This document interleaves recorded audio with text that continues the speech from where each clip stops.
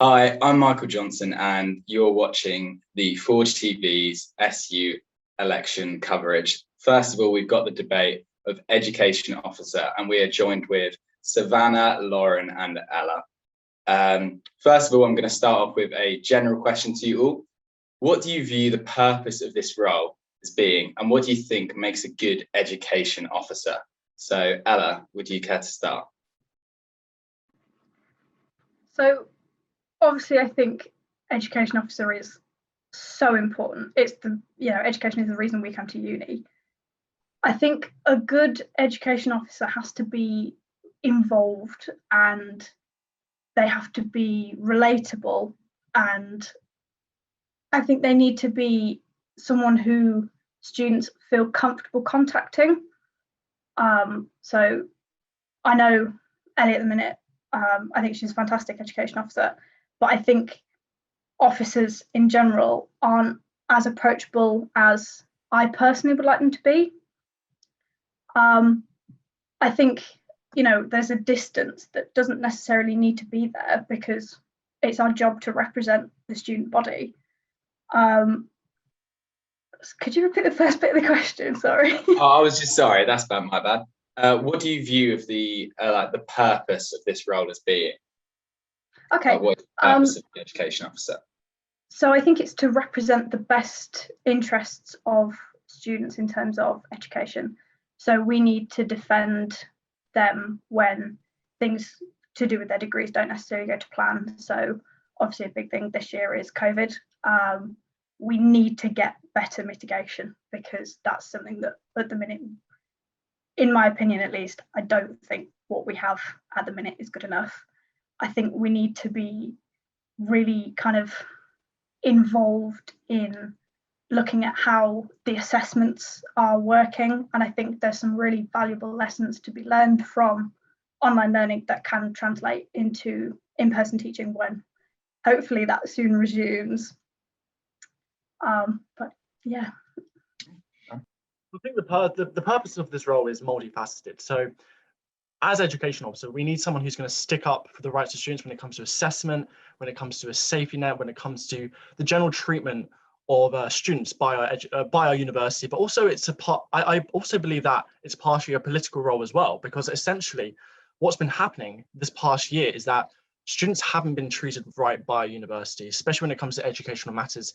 We've really had to fight our own ground, and that's what adds the political element to the role. And I think especially when it comes to tuition fee rebates, being treated fairly by the university, having someone who can stick up for students in this role and isn't afraid to take on the university and to vocally oppose them, I think is not just beneficial, but crucial to the education officer role. And that's what I'll be if elected.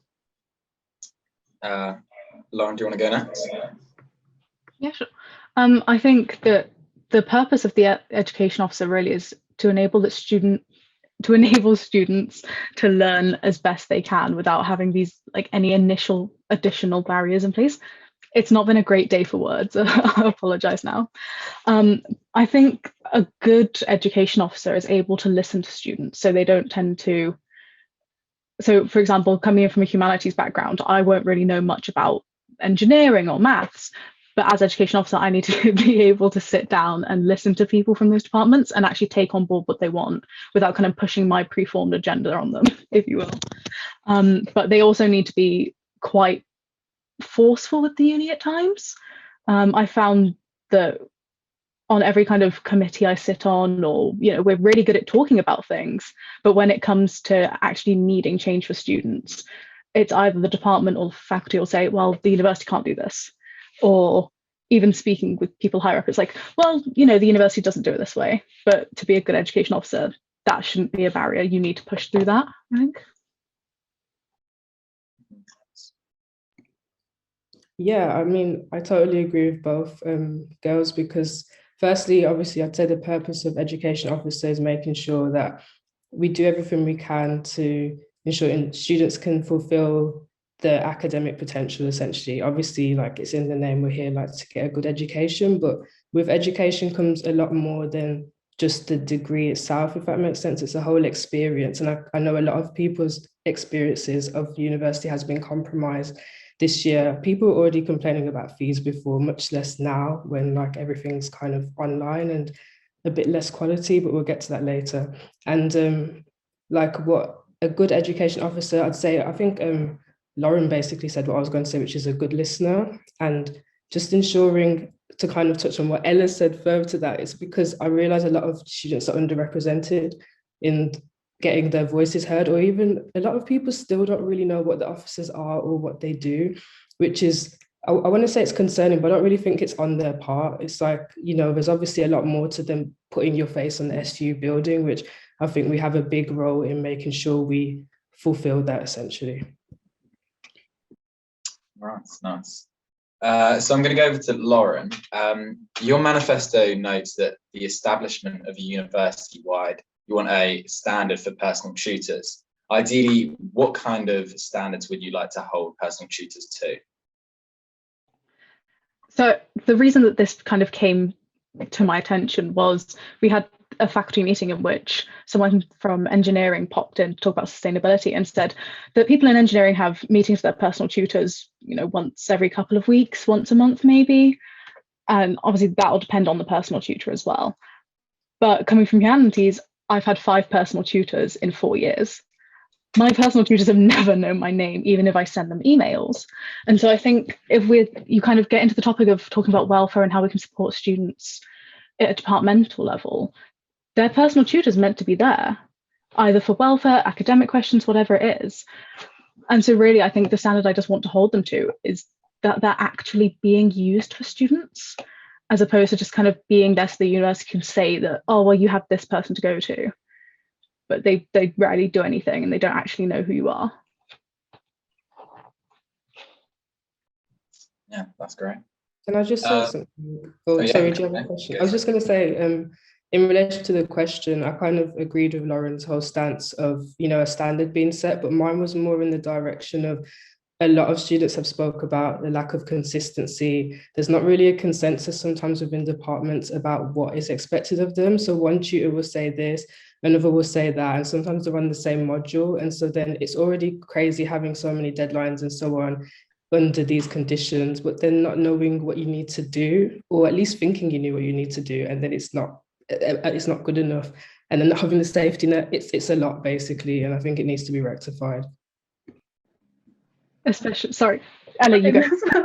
Sorry, just to add on to what both you guys have said, I'm from the engineering department, shout out to Benj. But I've gotten really lucky in that I've got a fantastic personal tutor, but I've got a lot of friends who unfortunately don't, and they're in the same position as you, Lauren.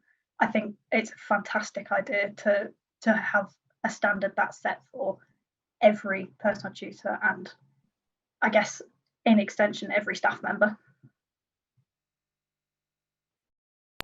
I think it's just quite, sorry, just to tag on. No, carry on. It's just important to note as well that obviously being a personal tutor is an extra role that staff are kind of asked to take on.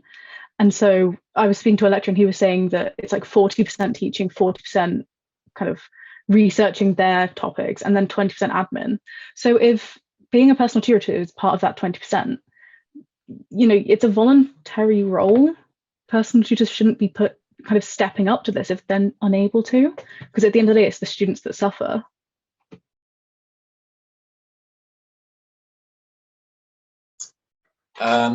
Yeah, that's great. So Ella, what would you look for in an appropriate system to mitigate the impact of COVID on our degrees? So I've been purposefully non-specific about this in my manifesto because I think we need to explore all the options. Obviously, I know the one that's going around that a lot of other universities have done is a reweighting. So for me, I guess it'd be whichever is best of my 3rd and 4th year is taken as the majority grade. And I think that is a fantastic option. And I think I can clearly understand why so many universities have done it. But at the same time, I don't think it's the only option. I think, you know, there's so much more that we could potentially do, and it's more than just exam results.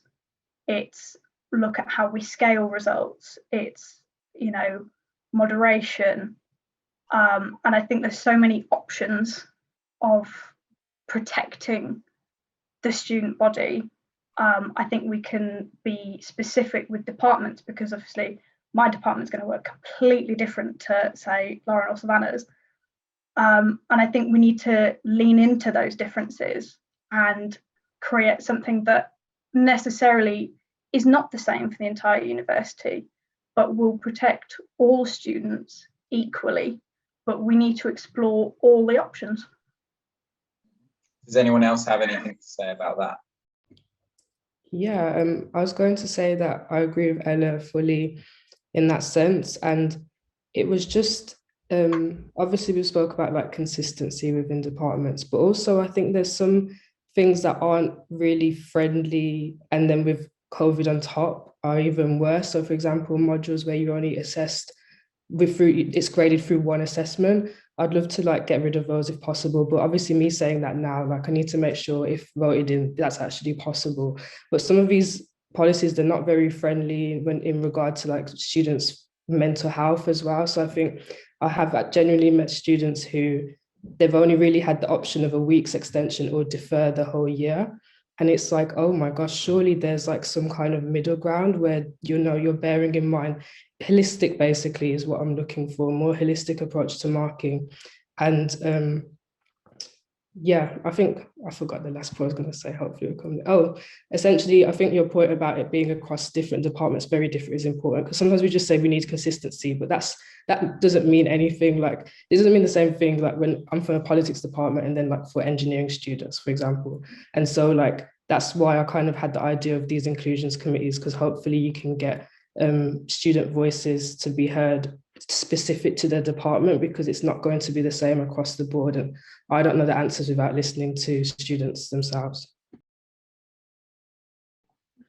Just to tag on to that, I think it's so important, because the kind of excuse that we've been having from Sheffield that we can't have a safety net, or we can't have kind of reweighting, or, you know, something like that, a solution that would work, is that the Russell Group doesn't want it. The Russell Group wants consistency, and it doesn't want to kind of water down their degrees, if you will. But then so many other Russell Group universities have already changed it. So why isn't Sheffield? And definitely, I 100% agree with your point, Savannah, about one assessment for an entire module. Kind of, we, at the start of the year and over the summer, I was talking to the department about how we could make this year run smoothly. And they said, okay, we'll reduce assessment. Brilliant, great. You think maybe 1 or 2 50, maybe 60-40. No, they reduced all of our like culture modules, in my department they're called culture modules, to 100% essay or 100% like a presentation. It's just utterly ridiculous. I think tagging onto that as well, we need to hold departments accountable to the fact that a 2-1 might be a 2-1 to them, but it might be preventing their students from getting kind of a first, or if they're majority 2-2s, but a high 2-2 could get them into a 2-1. Like, departments see a 60 and a 69 as the same, but to a student looking at potentially borderline degree classes, it's not. So I think that's something as well that we, and whoever gets in as education officer should really push for. So the current education officer, she's been able to get, I think she's been able to get, like, for example, when it comes to repeats, they've been able to get, like, so before you had to pay for repeats, but they've been able to kind of really strip this down so that you don't need to pay for repeats and stuff like that. So there's already been a lot of work which has gone into this. But I think at the same time, for me personally, I think it was mentioned on the SU Council that this summer, if grades overall were potentially, I don't know, like there was a considerable case that grades had suffered overall, then they would push, maybe the SU Council or the university would push for example, like this academic protection, whereby for final year students, the second last year, if the second last year was better, then they would advocate for that year to count as more to the calculation of the overall degree. But I feel that even if it's one student who's suffered from this, I still believe that those protections should still be in place. So I think overall the SU officer team have done well, but when it comes to the university, I think they've individualized extenuating circumstances way too much, which has meant that so many students have fallen through the cracks. So it's not the SU officer team in particular, but it's more I have a quarrel more with the university. Nice. Yeah. So Savannah, I think a lot of us have experienced lecturers with poor IT skills and stuff like that. And you've mentioned in your manifesto about wanting to do something about that. Where do you intend to find the expertise and staff to run IT training for the staff? And do you think funding could be a barrier for this?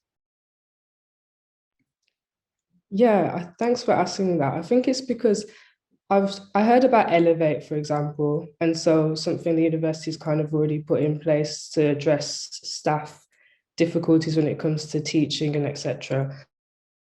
But I just think that it needs a review because I haven't really seen the produce of it, if that makes sense. So I think there's already things in place. It's not like I'm coming up with something completely new from scratch that needs a significant amount of funding. There's staff in place. We've got a great IT department that, you know, can help when it comes to things like this. But I just think that students really deserve an education that is kind of, it's almost entertainment in the sense that you're at home. A lot of people don't want to have to close their screen and just go back to sleep. Do you know what I mean? Like actually being more innovative about how we teach people, because I understand completely. I'm trying to sympathize with lecturers here that for a lot of them, maybe 30 years, they've been teaching standing up in front of a lecture hall. It's very different, but I think they also need the support to do that. And I can understand students' frustrations. It's just there's being frustrated and then there's what's the solution. And I do think it's looking more specifically at what is going on at Elevate. Is it enough? And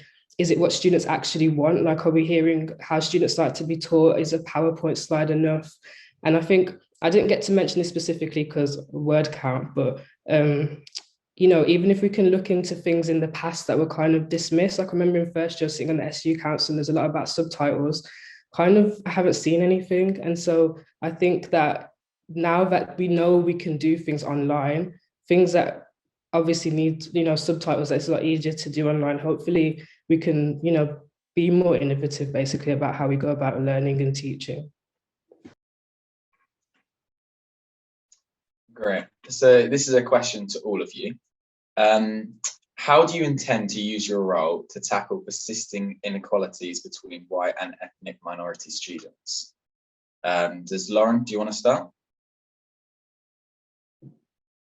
Or whoever wants to start. Yeah, I'm happy to kind of sit and think on this for a minute, because I'm aware that as much as I have spoken to people, it's not really a particular experience I have, and every student is different. So this is a problem I had with the question we were asked about how you would kind of represent and support students from so many different backgrounds. Is every student's different, and so to that extent, I'm not overly sure right now. I think, sorry to come back in so soon. I think Lauren's right that everyone is different. It's really difficult. And sometimes there's this whole representative role and you don't know whether you should like be speaking on people's behalf or like people speaking through you, you're just a beacon. But how I've tried to address this is, well, one, my experience throughout university has very much been around uplifting specifically ethnic minority students through the roles that I've taken on. But that also means that a lot of ethnic minority students, especially Black students, are overrepresented in the certain, you know, groups that we spoke about, like low participation rates. I know the uni is doing a lot about closing the BAME attainment gap, and, you know, we've got decolonization efforts. I've been to a lot of talks, speaking like to primary school teachers, to lecturers from, and then outside with like other organizations. But my point is that I think, first of all, I'm really passionate about decolonization, and it's through decolonisation that underrepresented groups, such as, you know, especially BAME individuals, feel represented, because it's not just about the educational courses, like, oh, what types of people we're learning about, but the ways that we learn as well. So I'd like to think, rather than just having a separate policy in of itself, it just says decolonise the uni, you have to think decolonise throughout everything that you do. But finally, it's just that I basically want to set up student inclusion committees, because I managed with a few friends and staff members to set up one in the politics department. And I realized, you know, how we're running for this role right now, it's quite demanding. Obviously, this is probably the most demanding you're literally being paid for it. But a lot of students have a lot to offer, but they don't want to have to run for a role that they're consistently going to every week, every 2 weeks.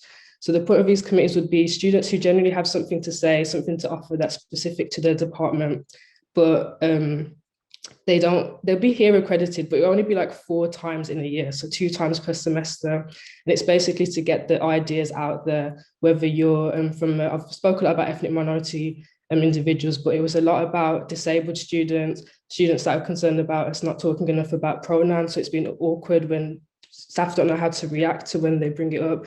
And also students who have struggled with anxiety and depression, saying, look, this was really great when you gave us this resource. Could we have more of that, like even post-pandemic? That's the point of the committees. They don't have to be, there's a lot of thought more to do. They don't have to be permanent, they could be temporary, but hopefully that will address the whole hearing people's voices.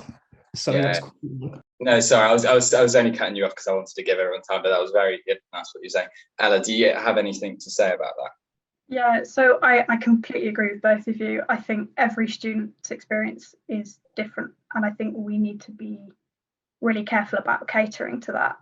And I think we put so much money and time and effort into getting people from these groups, so BME, care leavers, low participation, first in their family, to come to uni.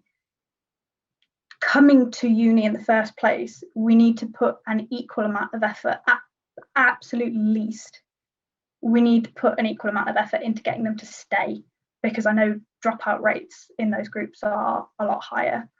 And I think committees are a fantastic idea. We need to hear directly from those students, but at the same time not bombard them with information, because like I know how many spam emails we get from the uni. I miss so much stuff because I don't know what emails are important, but I think we need events and things that are catered specifically to these groups. So specific committees, specific events, specific workshops, that kind of thing. And I think we need to kind of zoom in on it a bit and really look at what the needs of these individual groups and these individual people are. So this is a really, really important issue. And last summer, the university released a statement saying that they were fully in support of Black Lives Matter. Now, this is a good start, but we want to see this turn into concrete actions. I want to see more teaching staff hired from diverse backgrounds, and also for the university to decolonize the curriculum. I don't believe that decolonize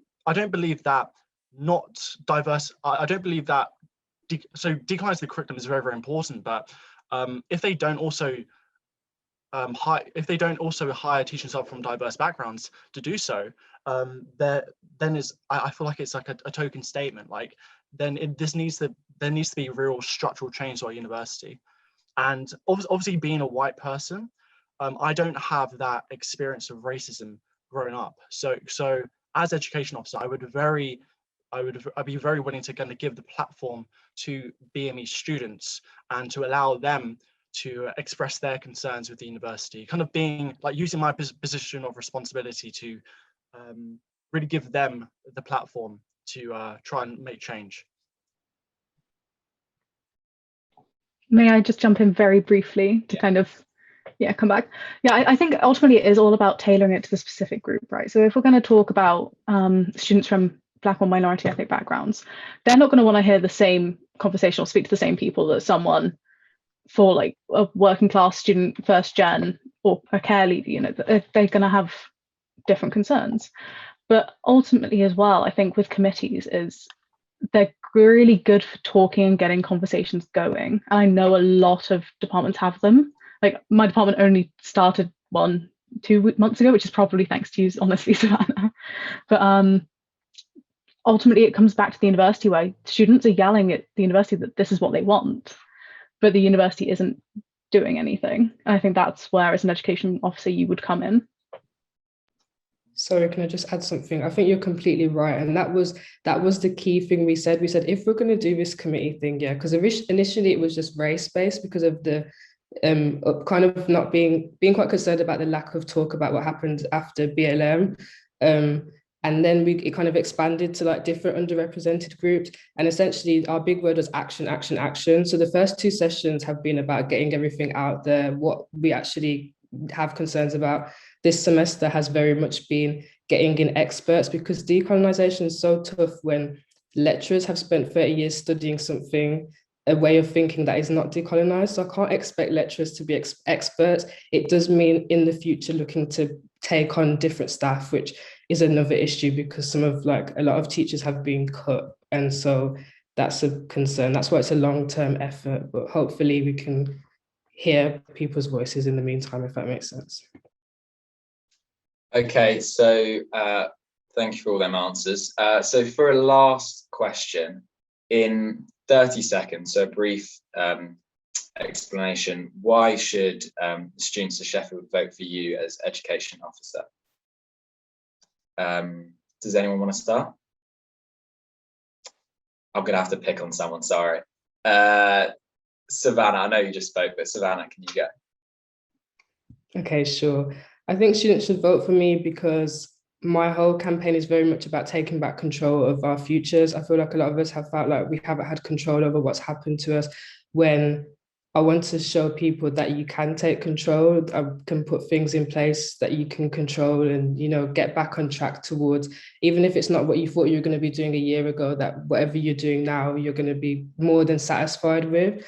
And yeah, and I listen. And I think I'm coming from a background of people that don't really know much about the ins and outs of the university and SU. I've just been lucky to have a couple of opportunities to sit on boards here and there, but I'm here to represent people that literally don't know enough and deserve to know enough, because it's their voices that are being missed out. Ella, do you want to go?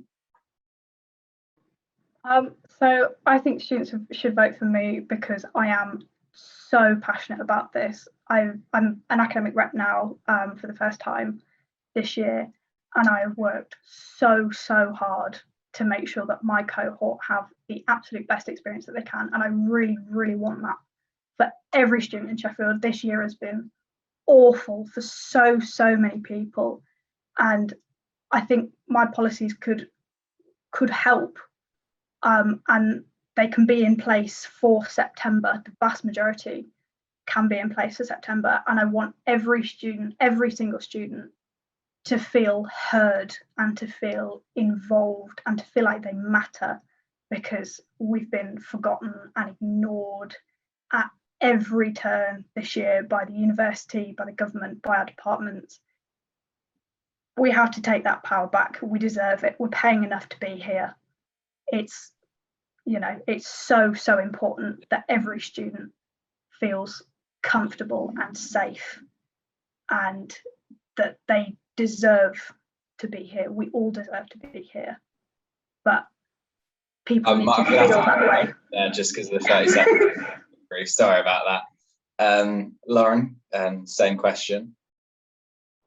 I think it feels like such a cliche opening. I feel like students should vote for me because my policies are a kind of accumulation of things that I've heard over 4 years whilst I've been working, you know, a similar background, coming to uni, knowing absolutely nothing, worked through the rep system, worked as an ambassador with international students. And it's really about taking it back to basics and getting an education or an academic experience that's not just what we're paying for, but that's worth more than the money we're paying for.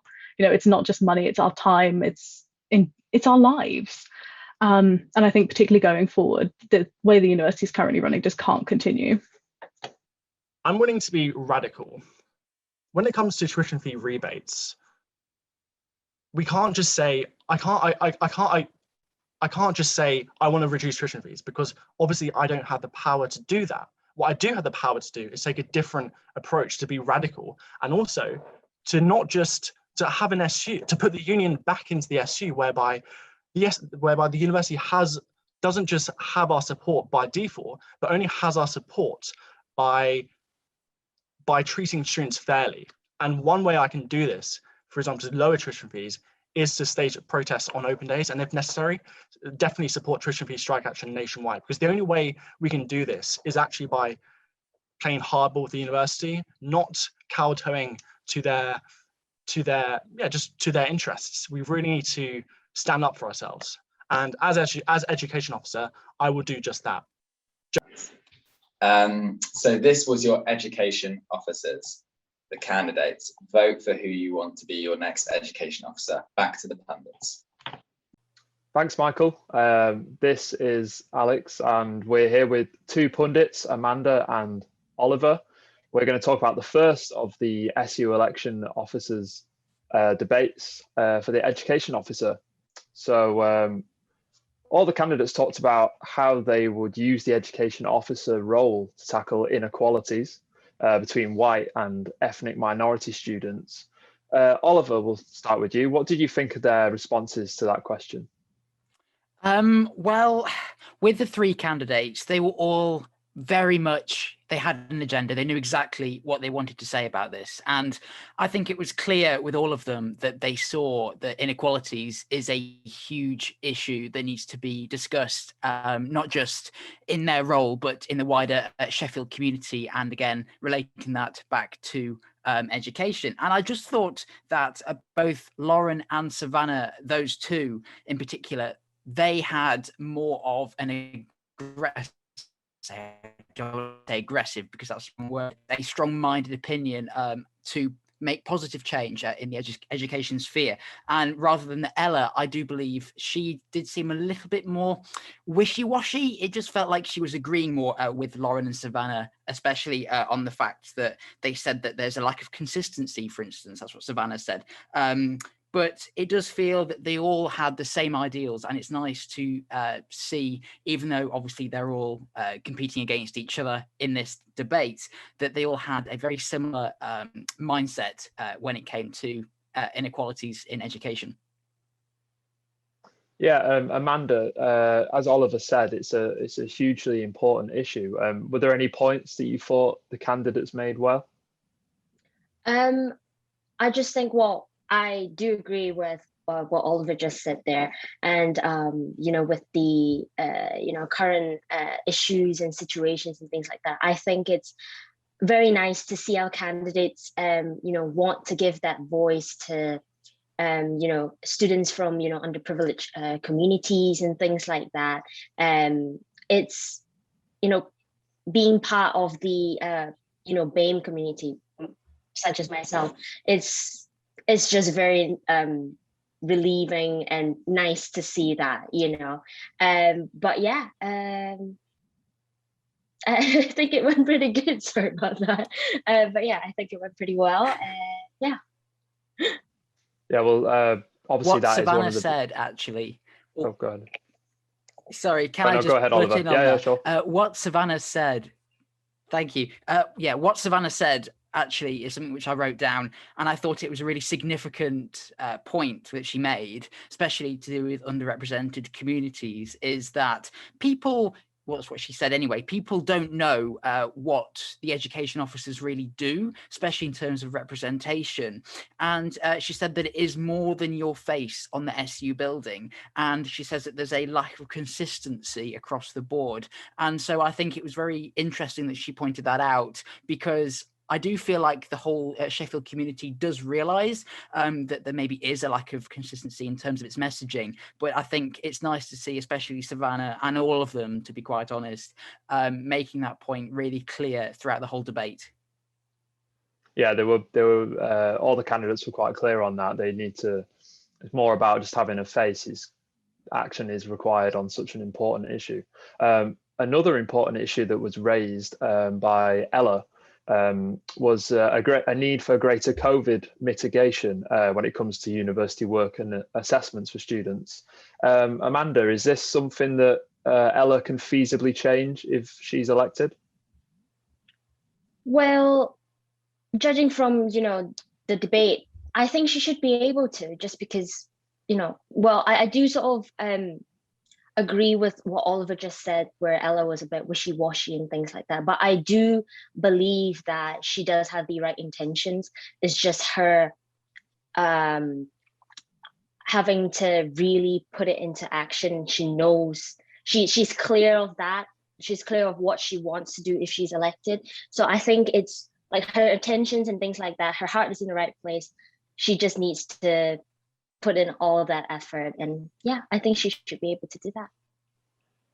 Oliver, what are your thoughts on the issue of greater COVID mitigation? COVID. It has to come to COVID at some point, doesn't it? Yeah, what she said was, we need to explore all the options.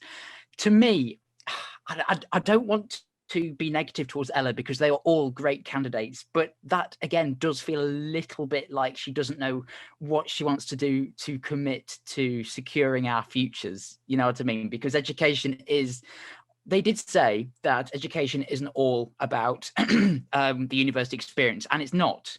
But the fact that we need to explore the options is what she said, and she didn't commit to anything, did raise a few questions in my mind as to what she actually wants to implement for September. She did mention, though, about dropout rates and spam emails, and wanting to create specific workshops and events, and just to make people feel, I suppose, more involved with the educational side of their degree. But again, the fact that mitigation has happened across other universities, and I don't think Ella really knew what we should do at Sheffield. The fact that she said that and she came across that way did make me feel a little bit questionable towards her policy with that. But then again, the other two, I didn't really hear very much about what they said with the COVID mitigation. So I think it's across the board an issue which everybody really needs to put their heads together and think of a way forward, because as we know, lots of Russell Group universities, they don't really want to put in or implement a safety net, which is fine. We can see why, because they want to obviously create a level playing field across all unis. But the fact that nothing has happened has really been a huge annoyance of the whole student community. So it'd be nice to see an education officer doing something just to at least help us, or at least show that they want to help us. Yeah, that's an excellent point. Amanda, Lauren and Savannah both talked about the need to improve the standard of personal tutoring. So it kind of ties in with what Oliver was saying about the educational side of things. What are your views on tutoring? Personally, I would say, I was quite lucky to have quite a supportive personal tutor. However, I do understand not all students were able to get that support needed, especially, in a time like this where, support is even more important and even more needed, really. So, yeah, I guess what Savannah and Lauren said, that to get better support from personal tutors, I think, yeah, it's really needed, just because, like I said, it is very important and things like that. So if they manage to, if and any one of them are elected, and they manage to do so for the university students, that would be really great. Have you got any thoughts on that, Oliver? Yeah, Lauren said lots about personal tutors, so it's obviously an issue which is close to her heart, which is amazing, because in my experience, I don't really know my personal tutor at any level at all. So I feel a bit jealous, really, of people who've had a good relationship with their personal tutors, even though, of course, my personal tutor has done their job. It is clear that there is a huge divide in the university between one's personal tutors who want to do it and personal tutors who do it just because they're told to. And I think with personal tutors being a spearhead of Lauren's campaign, especially this time round, I think it's nice to see that somebody's actually pointed out that there is a consistency, because people who do have a good personal tutor and a relationship with their personal tutor, well, they don't know that issues are going on with people who don't have a good personal tutor.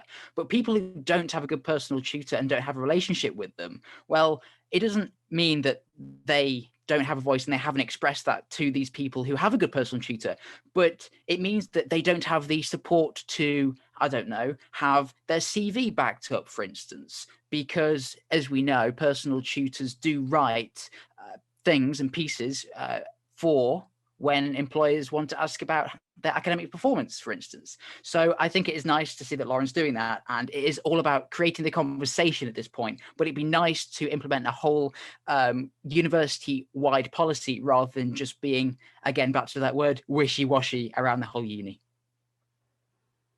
More to a sort of pandemic era related issue. We've all been there. We've had online lectures where the lecturers struggled using Blackboard Collaborate or Google Meets, or they've literally just read off the PowerPoint. So this was an issue that was raised by Savannah, actually, and she wants to address this with perhaps some better training. What do you think about that, Amanda?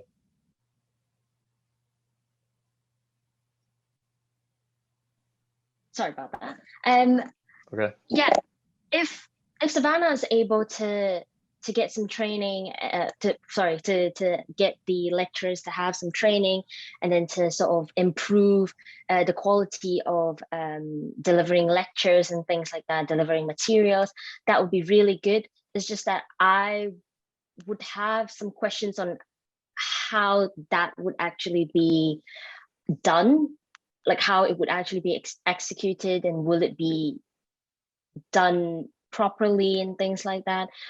I hope I'm making sense. Sorry about that. But yes, it would be really good if she's able to do all that. But right now, I just have that question of, is she able to really do that? Yeah. Oliver, I mean, sort of IT skills and using Zoom and stuff, that should be something the university could fairly easily organise. What do you think? You'd think so, wouldn't you, really? Especially in these days, in the day of the 21st century and all that. But it is a very fair point that Savannah raised, because I have had experiences of tutors, of lecturers, literally spending a good 5-10 minutes in the lecture hall trying to sort out IT issues. Now, I know that IT issues come up as they do, they just happen. But it's very, very annoying for the student community who are paying for these lectures to then like waste 10 minutes of their time because they can't sort out an issue in real life. Now, that has just been exacerbated throughout the COVID-19 pandemic because of the fact that these people are from home, so they can't even call up IT support and go, hi, yeah, I've got an issue. They can't do that. Implementing some kind of support, I don't know how they do it, because time is, of course, money in these things. Implementing support will be great for the those people who aren't IT proficient, but it just questions me how a lot of these lecturers have got to this point in time now and they haven't been able to learn on the job. So it'd be interesting to see actually how much these lecturers would learn if they did have IT training, but I think it would be nice just to bring up any lecturer to any sort of IT standard across the board, just so it creates more consistency again for the students who are paying for their time. Yeah, I think we can all completely agree with that. So just to wrap things up with a final question. So we had the three candidates, Savannah, Ella and Lauren. Who do you think put in the strongest performance in the debate? We'll go to Oliver, you first. Oh, what a question this is. Yes. So this is the final remark from each of them, which I found. So Ella wrote, we have been forgotten. My policies could help and be in place for September. Now, considering the fact that she didn't know a lot about what to do with COVID, I'm a little bit skeptical on that, but she did seem rather adamant to continue with the Forgotten Students campaign. So it would be nice to see consistency with that running from the previous SU team, but it would be interesting to see what different things she would bring to the role if she were to be elected. Lauren, she said it was about taking it back to basics, and it's our lives at stake, which I think really got to the crux of the issue there, to challenge maybe the status quo of the role of education officer. So it would be interesting to see Lauren's stance on it. But again, it's all a lot about talk, I think, with this campaign at the moment. So it'd be interesting to look forward and seeing actual action put in place. And then Savannah, she said it's about taking control of our futures. Again, getting really to the crux of the action there. And I think the fact that she said there was a lack of consistency and that it's more than just a degree with education, she, I think, properly understood the reason why we went to uni. So for me, I think the strongest performance was Savannah, but they all did a great job. Amanda, what are your thoughts on who performed the best? Personally, I feel that Savannah really stood out for me, just because I'm really behind her whole, uplifting BAME and international students, and students from the LGBTQ plus community and other communities as well. So that really spoke out and really stood out for me. So I would say, yeah, it would be Savannah. Amanda, Oliver, thank you very much for your insights today. We're now going to throw this back over to Michael with the International and Community Officer debate. Hello, I'm Michael Johnson, and this is the SU International and Community Officer debate. Here we have Leo, Brad, Eileen, and Taylor. First of all, I'm going to start off with a question to you all. Why do your experiences make you the best candidate to be an international and community officer? I'm going to start with you, Taylor.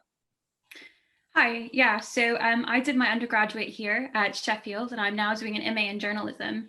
And over the course of those 4 years, I've learned a lot, but I've also faced quite a few difficulties in terms of employment support, financial flexibility with tuition payments, meeting other people from different communities and really feeling like I could build myself a home here. And, over those 4 years between getting involved with societies and making mistakes and learning along the way, I feel like I could do a really good job with this. I feel like I have the experience necessary, and I know the visa application system and the financial system well enough to help guide other students to make the best out of their experience here. Nice. Leo, same question. Firstly, I was born in between this border city between China and Russia, so I have a really international background. I have studied in Korea, Malaysia, China, and a lot of different countries. And I was doing a bachelor degree in Korea, like international college. So I met a lot of different people who are from all over the world. So I think I have a ability to deal with the different culture shock, and a way like this kind of stuff, and to communicate each other and do the best for people. Thank you. Nice. Brad? Hello. So how do I fit into this? A little bit older. I've got a work background in healthcare. So I've worked in public policy, large institutions, similar size to, say, a university. Traveled a few, 15 countries around the world. I've lived in 3. I've worked with a lot of international people from my background in the past. While I've been here in Sheffield, I've been a big part with the whole global campus team, not as a member, but as an active participant, where I've met a lot of people from around the world and got to know many people that way. Nice. Eileen, same question. Okay. Hi, I'm Eileen. I'm from China.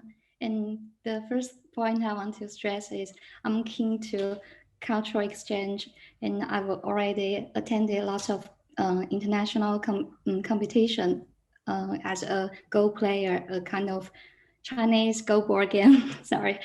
And then as for me, I'm really outgoing and a good listener. even though I've just been here for less than a year, but I think I've gone through what maybe lots of international students made, include some problems or happy moments. I like to share these things on social platform. That's why another point. Thank you so much. Nice. So I'm going to go over now to some single questions. So Taylor, how do you plan on creating more on-campus work opportunities for international students? Yeah, so I think one of the issues that I've faced in terms of job opportunities and placements is I felt that some of the direction that I've received from perhaps my department specifically hasn't been well tailored to maybe my visa requirements. I also know that there have been instances where maybe I've gone to the job shop or Career Connect, and the opportunities that were available could have been, on a 0-hour contract basis or freelance, or more than 20 hours a week.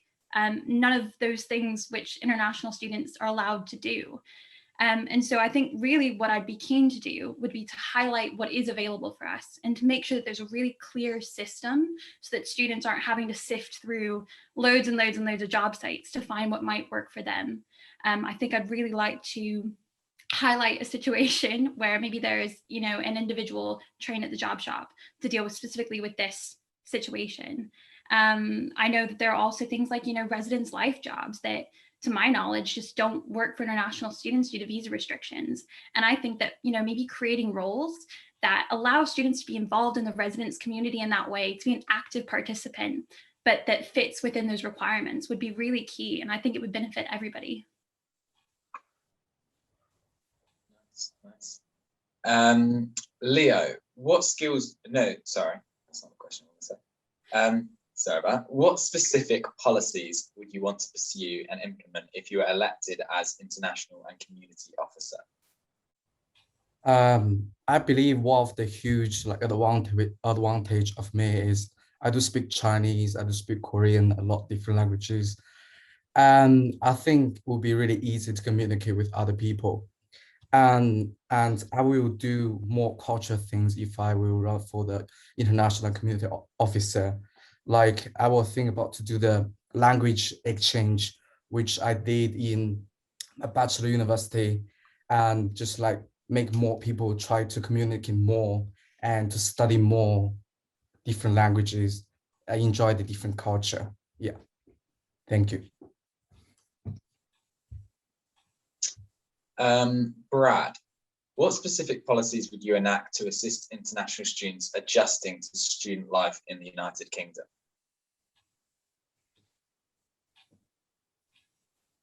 So,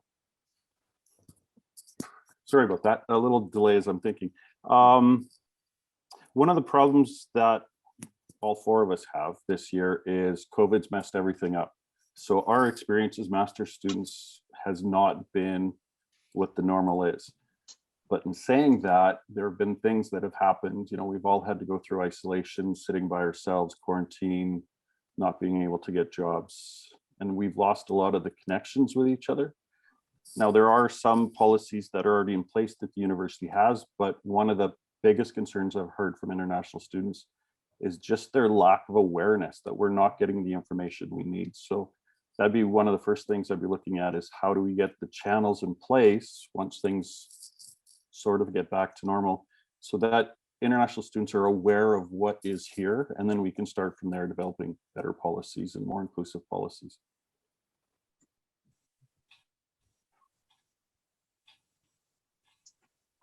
Eileen, you mentioned wanting to organise more online activities. What would these entail? Sorry about the last sentence. Do you want me to repeat that? Yes. Sorry, you mentioned wanting to organise more online activities. Yes. What might these be? Okay. Well, as we all know, this is really a tough year, and we cannot do many activities in person due to lots of policies. Well, so that's why I want to focus on some online activities like meetings, seminars, or cultural sharing sessions to provide more opportunities for international students to contact. At least we can have some places to communicate. And also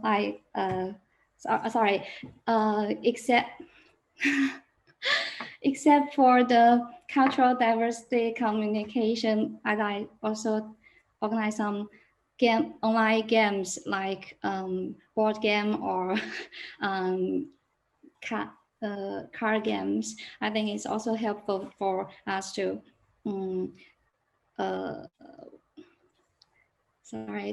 to share our common times and yes, and that's my point. Sorry about that. Yeah, no, that was great. That was great. That was really nice. So I'm going to ask a question to you all again. How would you make Sheffield feel like home? Brad, I'll start with you.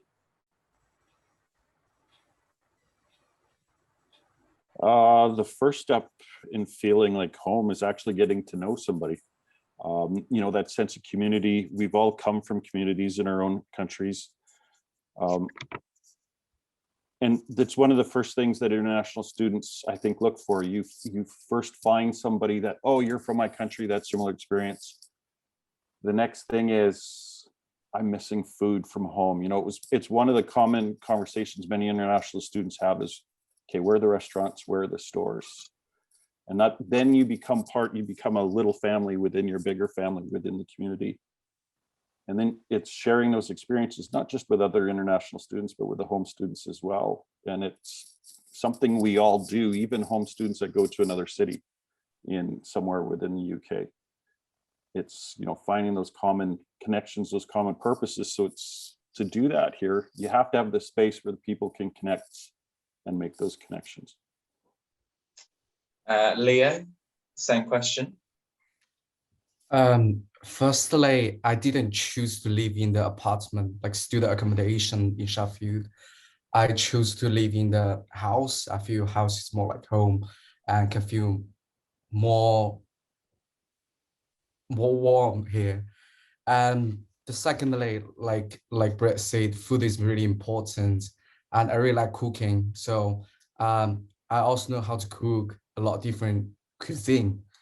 And the third thing, I have a cat in Sheffield, so I just feel, yeah, I have my company, I have my pet here. So Sheffield is my home. Yeah, thank you.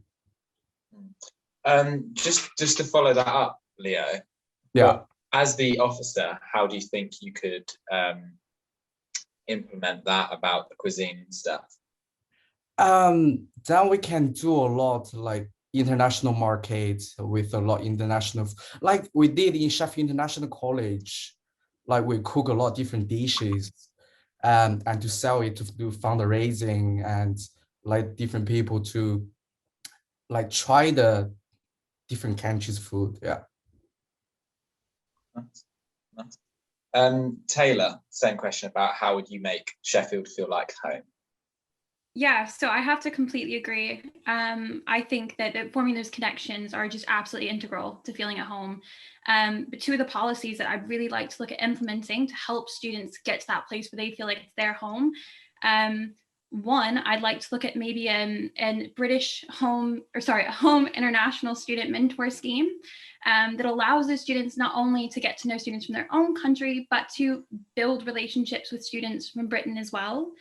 I'd also like to look at compiling a sort of homesickness guide that students can access and contribute to online. So really just a sort of go-to platform for international students, maybe to connect with other students from their home country, to recommend their favorite takeaways of foods that remind them of home, because that is something that's just so comforting. Maybe like films of home, or, you know, good walks to be off, you know, feeling a bit down.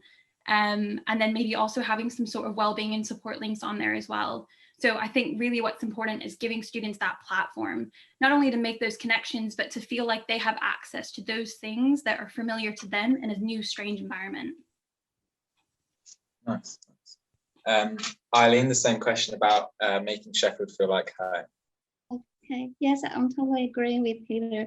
And what I want to mention is, well, I want, as shown in my manifesto, I want to organize some, if possible, the offline activities, gather people together and contact with each other. When they are in this well-organized activities, people can make friends with each other. And I think when they feel homesick, maybe these activities can make them feel better. And also, actually, I can say I'm a friendly people. So I want to people work with me are friendly to serve students who are in problems with these negative emotions. Yes. I'm actually going to start with you, Eileen, again for single questions. You say about wanting to promote interaction between international students as one of your election policies. Do you think that the current system's events and schemes are not good enough? And what would you do to improve or do differently? What is good enough? Oh, so would you carry on with what the good work they're doing? For the offline activities. Okay. Yes. Well, I mean, if the policies are permitted, the activities will divided to separately, like all kinds of activities will be recorded by video or pictures and text, and all of this recording will be published on the platforms I aim to develop. After that, I think the whole recording will help keep the valuable memories of us, which is as a souvenir gift for us. I'm not sure if I answer your question properly, but yeah, no, that's okay. I'm just gonna move on to someone else just for time, but thank you. I'm gonna go to Taylor. So you wish to develop a committee of students across cultural groups to plan and involve others with inclusive holiday activities. How is this different from the International Students Committee representative, where they have events such as World Week, International Culture? Wi-Fi's out.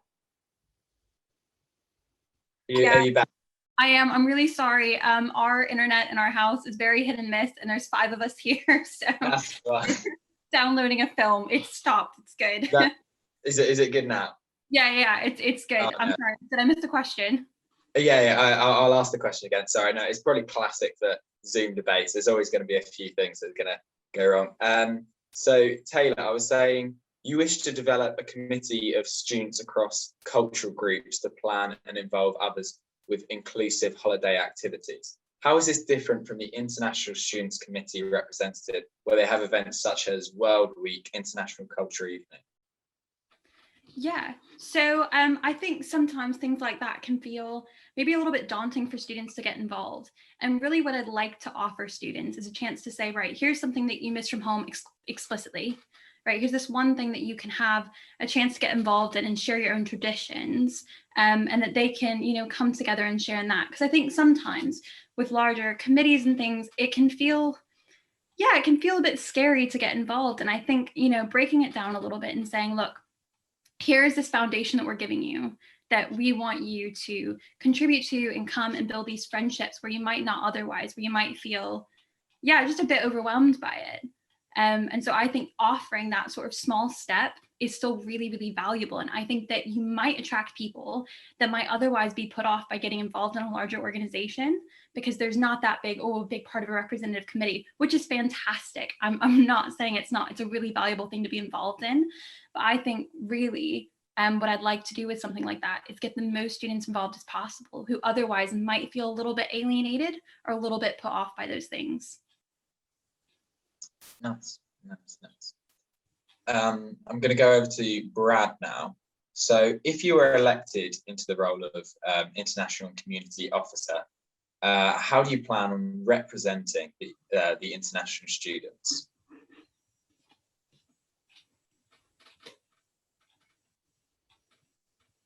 So well, the first step is just the awareness, because those students who know me, there will be a lot of them who are not here in the fall. So I would end up basically having to do the initial steps of what I did when I first came here to get to know people. And one of the nice things that is happening at the university is they have that global campus team, those ambassadors, where they have a program set up that already welcomes the international students coming in.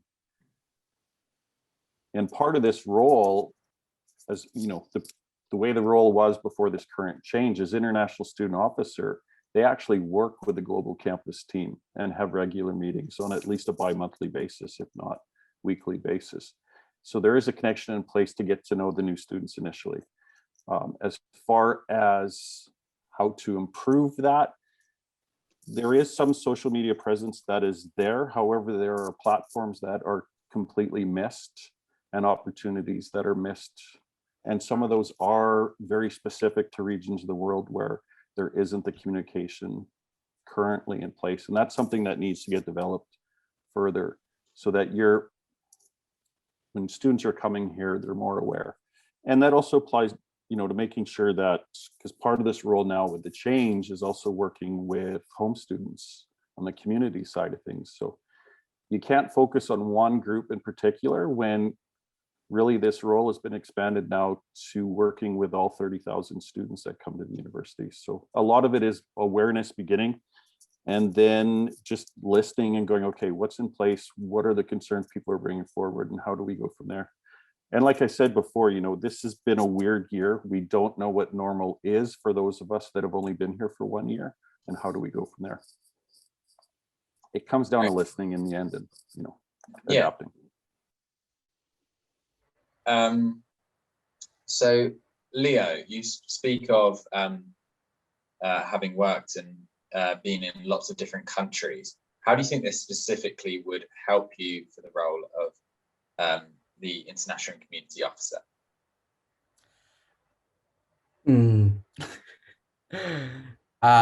Okay, let me think about it. Firstly, like I think I experienced a lot different culture shock.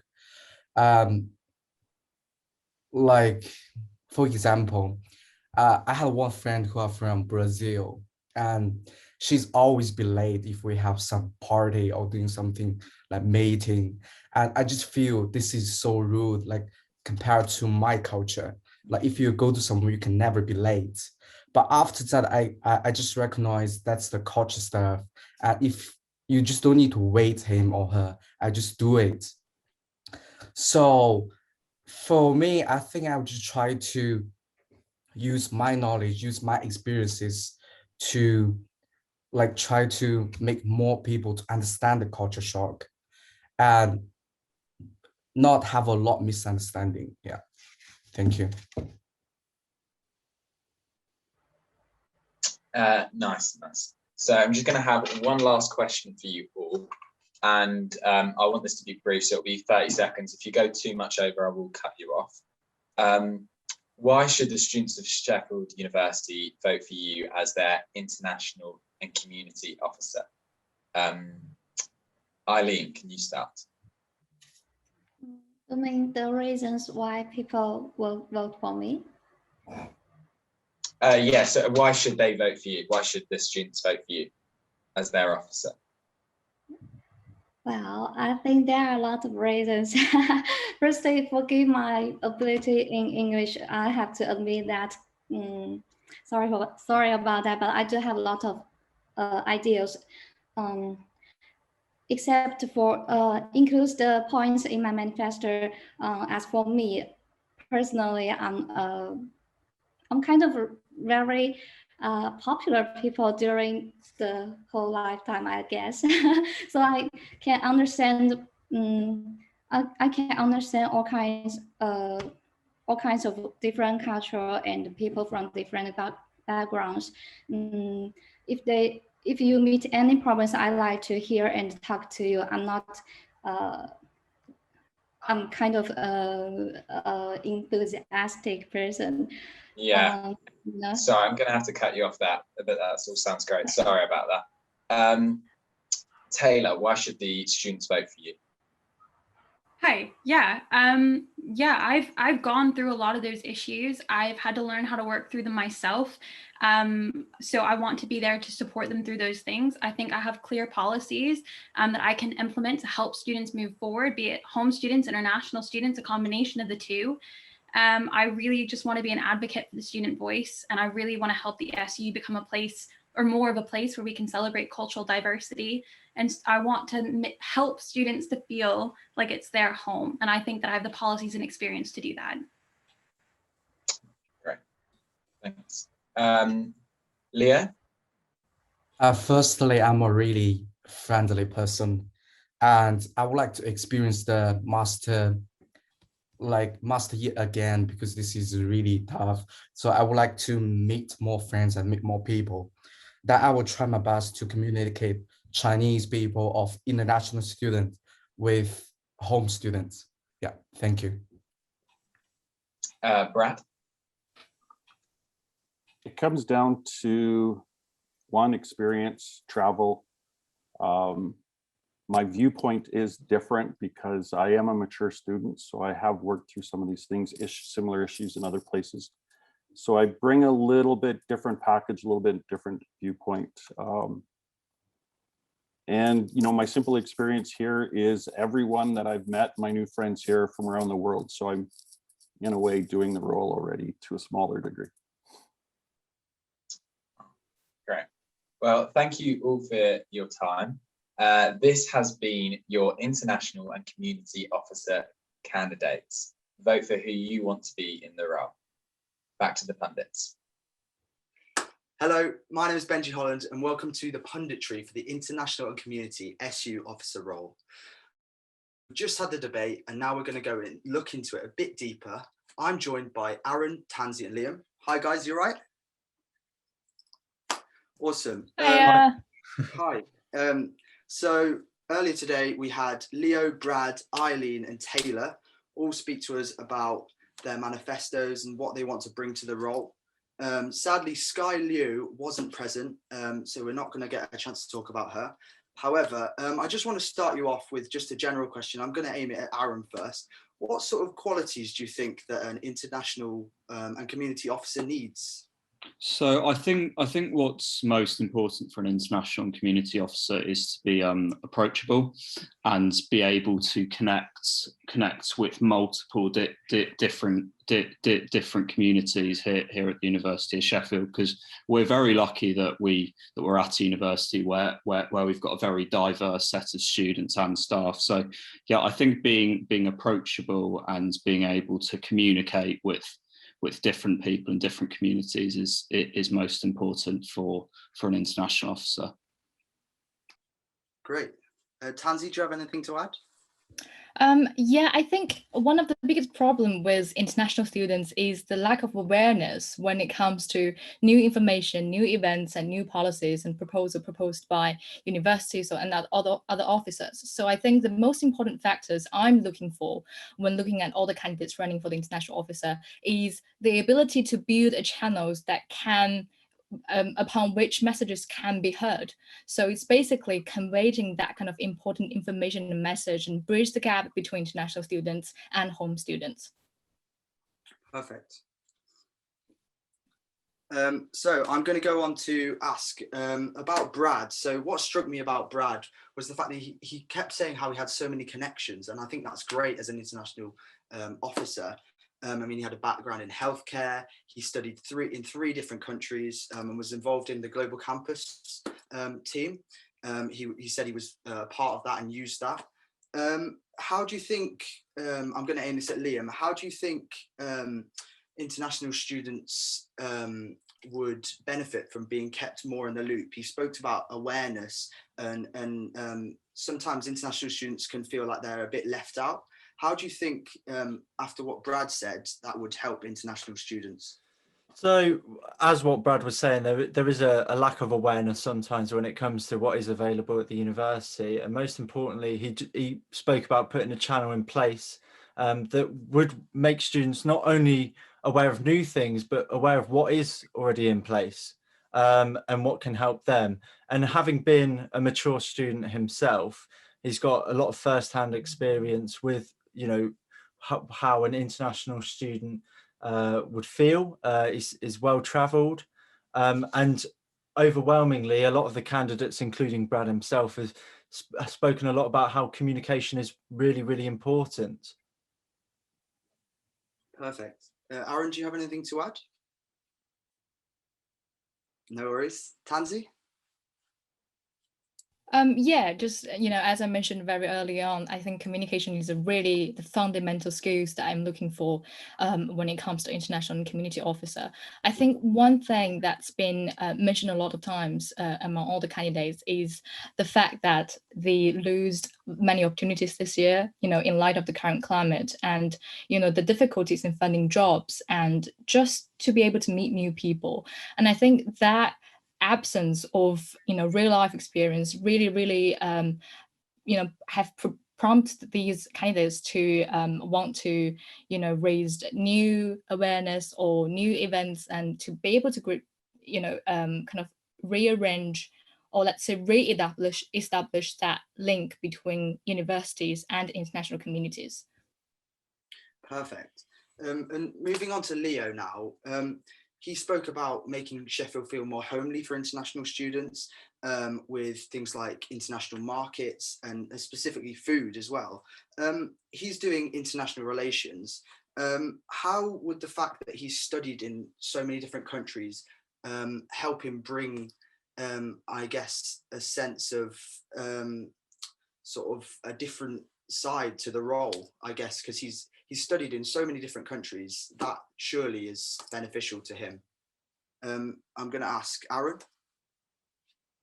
Yeah, so I think having studied and travelled to all these different places, having that awareness, and the key to that awareness is having that cultural awareness, to be able to speak to different communities and understand what their different needs and wants are for feeling comfortable here in Sheffield. And I think a very good way of doing that, and a very effective way of doing that is having those international markets that he mentioned, because it's a very easy way and a very kind of collaborative way for those people who are part of those communities to feel comfortable and also bring their friends along to introduce them to their culture.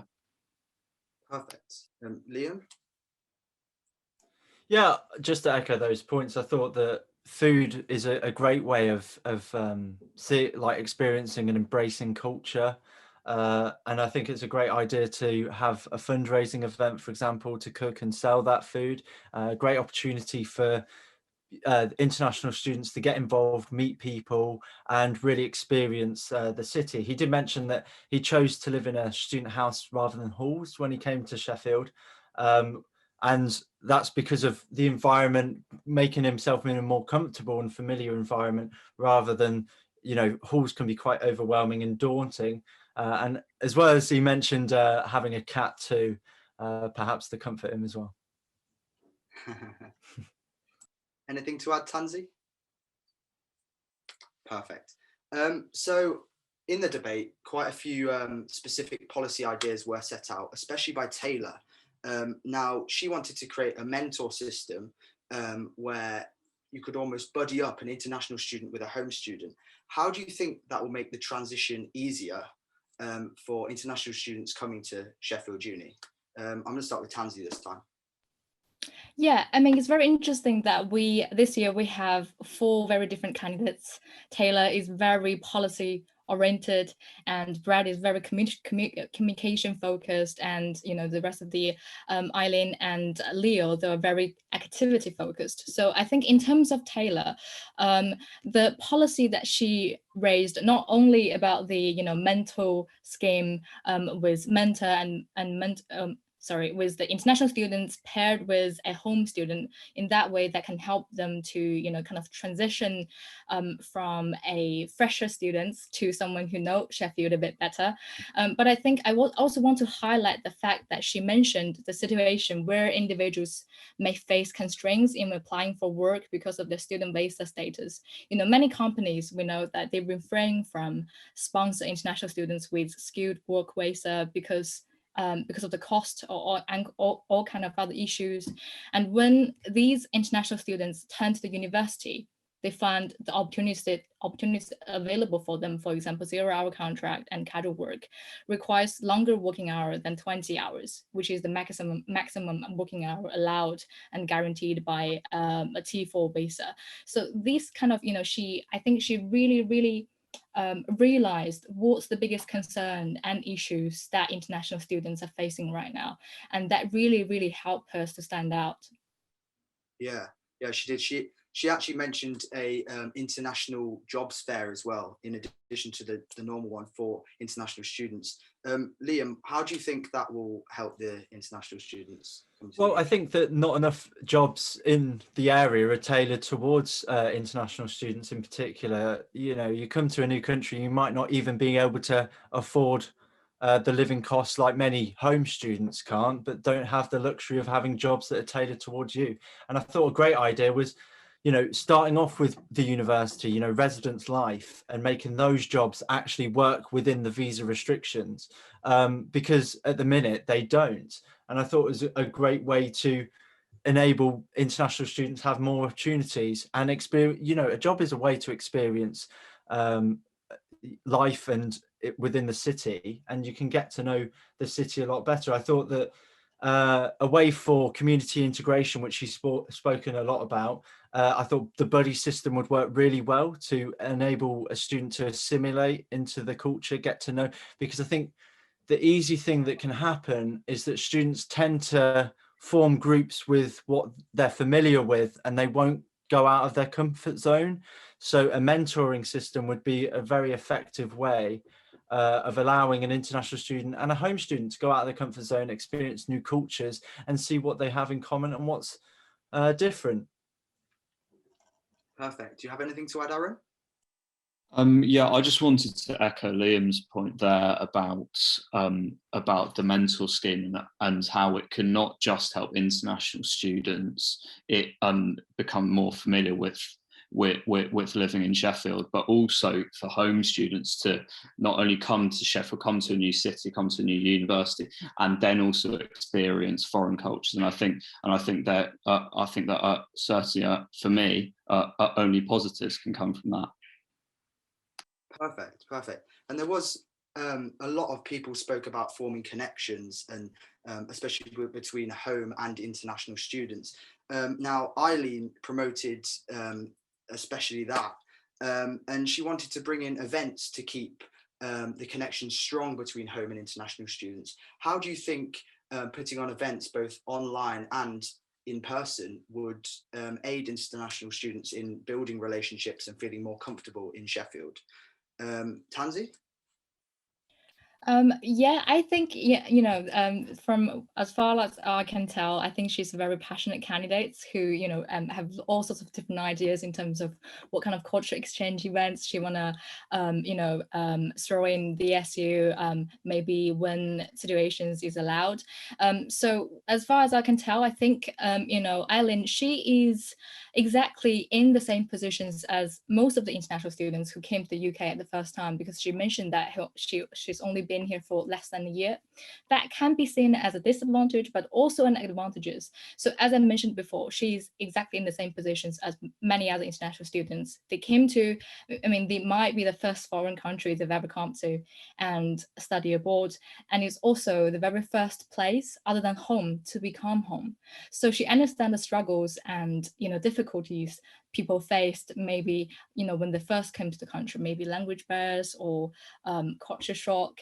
And she mentioned that she really want to arrange more webinars and culture exchange sessions to be able to help people communicate and just know more friends from all over the place. So yeah, I think that's a really good idea. It's just you know, the only worry here is the implementation. So how feasible and how realistic these ideas are going to be next year, that's a challenge.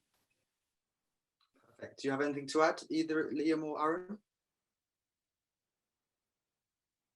Yeah, I just wanted to echo Tanzi's point, and although Eileen only came to Sheffield last year, I think having that, not just the understanding, but also that recent understanding as well, and having that understanding of all that kind of change right in the middle of this pandemic that we're in that we're still going through, can only help her ideas, and also help for current students and the students that come through in September to understand and to aid that move. Why is it so important that the international and community SU officer works with the global communities team that the SU already has to include the international students and sort of make these connections? Why is that so important, Liam?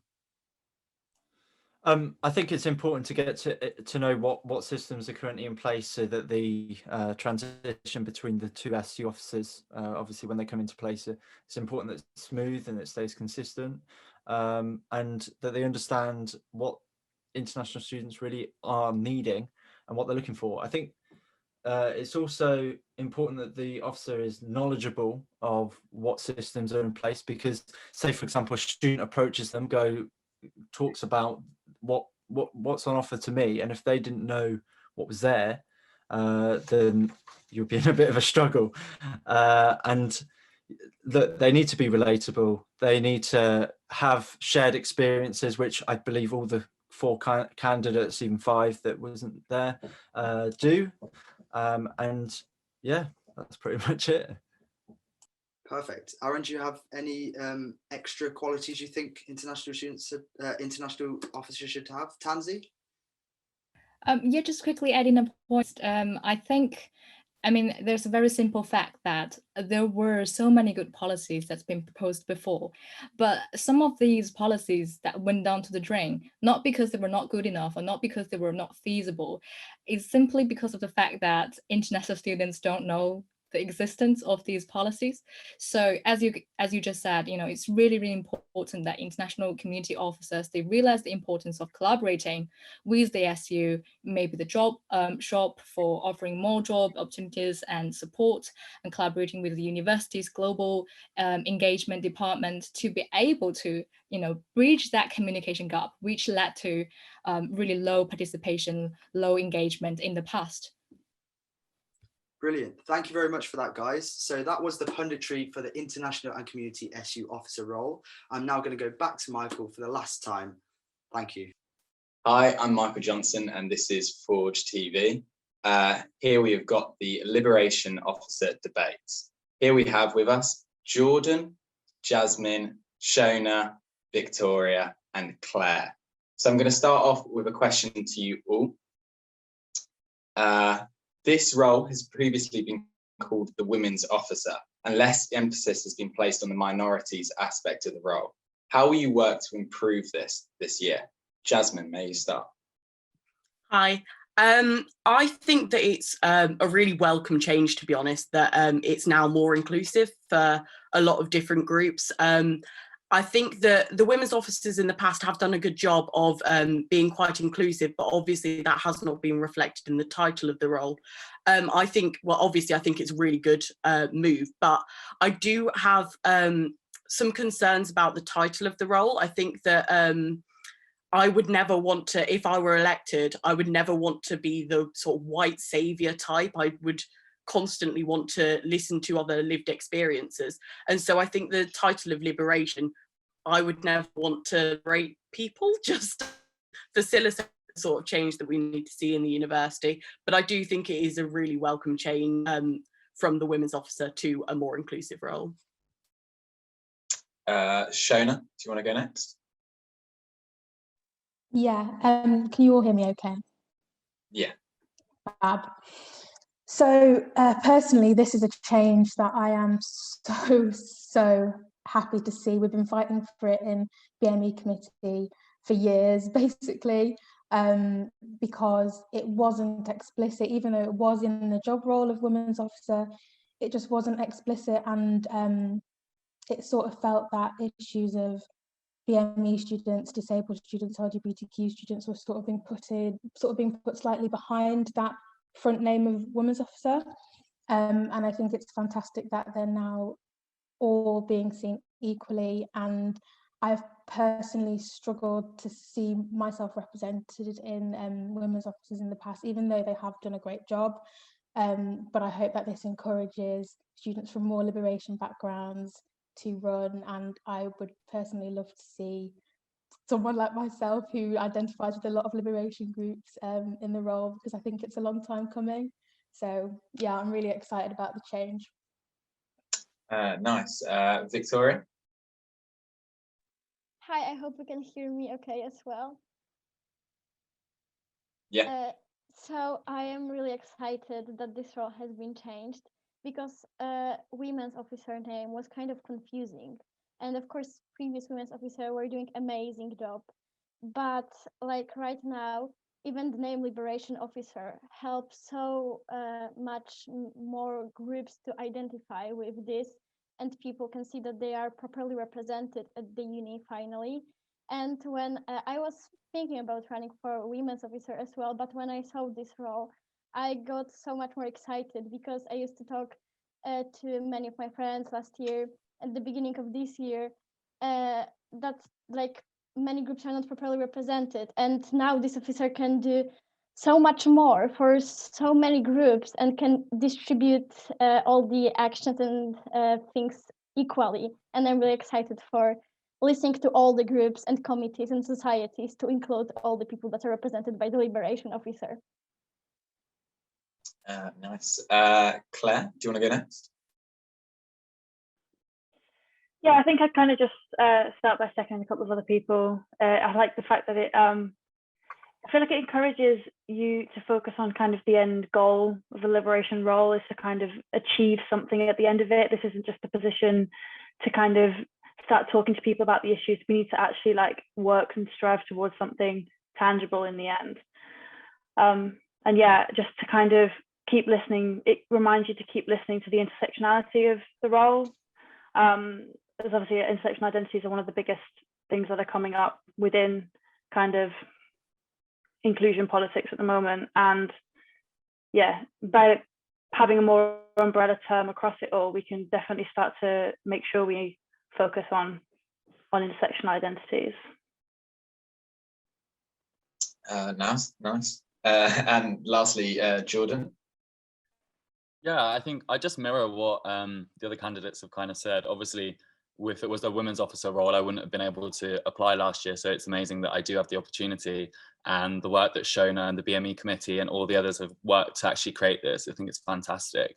And while I don't think it was intentional ever before that this wasn't a position, it was just that we were kind of stuck in our own ways. You know, it was kind of just institutionally how it was. But yeah, I'm really excited that we can get some actual representation for all minority groups. But still, you know, women represent 50% of the population, so we can't just forget about that. And I think obviously being a male, being a cis white male, my role and the intersectionalities of that is being the best ally I can be, albeit in a performative way, but still actually represent all minority groups. So yeah, I'm really looking forward to, yeah, it's exciting. Nice. So I'm going to go to now some individual questions. So Shona, what changes will you make to improve accessibility for those with hidden disabilities? So this is really interesting and something that I care about a lot, because I'm an ambulatory wheelchair user. So that means that sometimes my disability is very visible if I'm using my chair, and sometimes you couldn't tell, you know, by looking at me, the things that I've got going on. And I think that's the case for a lot of people, and there are an awful lot of students who are in the same position. And it's hard because it can be harder to make your case for adjustments when you're sort of having to try and prove yourself at the same time. So for me, I think a big thing has been COVID, and actually this switch to being able to access classes online, access learning online, has been something that students with disabilities have been pushing for so long, like just begging to be able to get the same access to a course when you're too unwell to go in, or when you're just, if you're in hospital, if you've got things going on. And we've been told no a lot of times. And to see the changes all now that we've been told weren't possible, all happening, I think that's huge. And I think we need to take that forward and keep making these adjustments. This is not just a COVID thing. This is something that can help disabled students so much. And if it wasn't for the help of like the Disability and Dyslexia Service, I don't think I'd be in university anymore. Like I've studied years part-time, I've taken leave of absence, I've done things that if I didn't push for, I would have ended up dropping out. And I know students who have dropped out because they haven't known how to access the right help. And I don't think that should be something that a student has to push for. I think if you've got any issues, visible or invisible, you should know what you can do. It should be delivered to you, and disabled students should have the same ability to succeed as everybody else. No, sorry to cut you off, just trying to give everyone, but so I'm going to go over to Wiktoria now.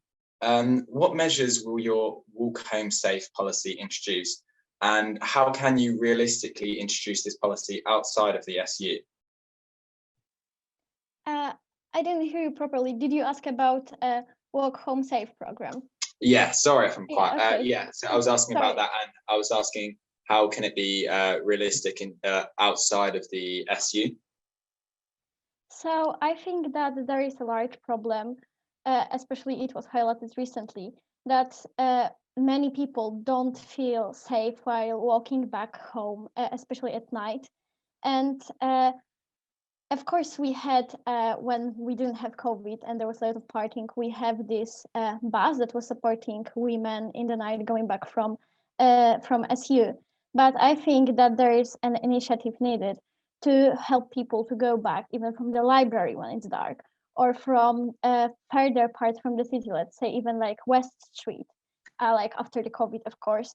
So I was thinking even about creating a voluntary group where people kind of sign up, that there's like a group of people who can walk others home, so no one is walking home alone, and people feel more safe in the community when they are together, not like being on their own at the scary dark street when anything can happen to you. Apparently, I also have experienced that, feeling scared, being in very weird situations because of that. And I feel that is something we can include.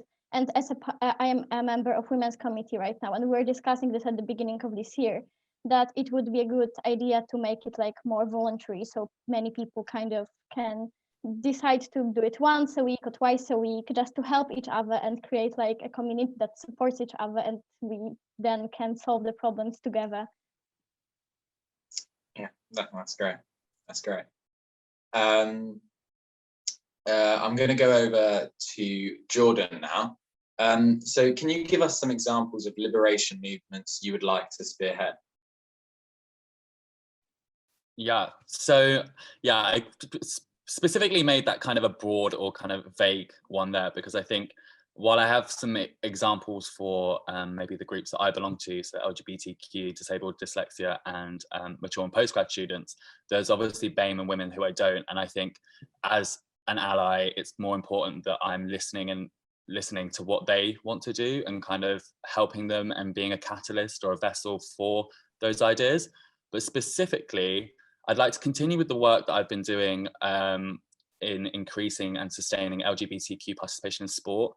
I think sport is still one of the most homophobic, transphobic, and biphobic institutions going. So I think it's really what I meant here.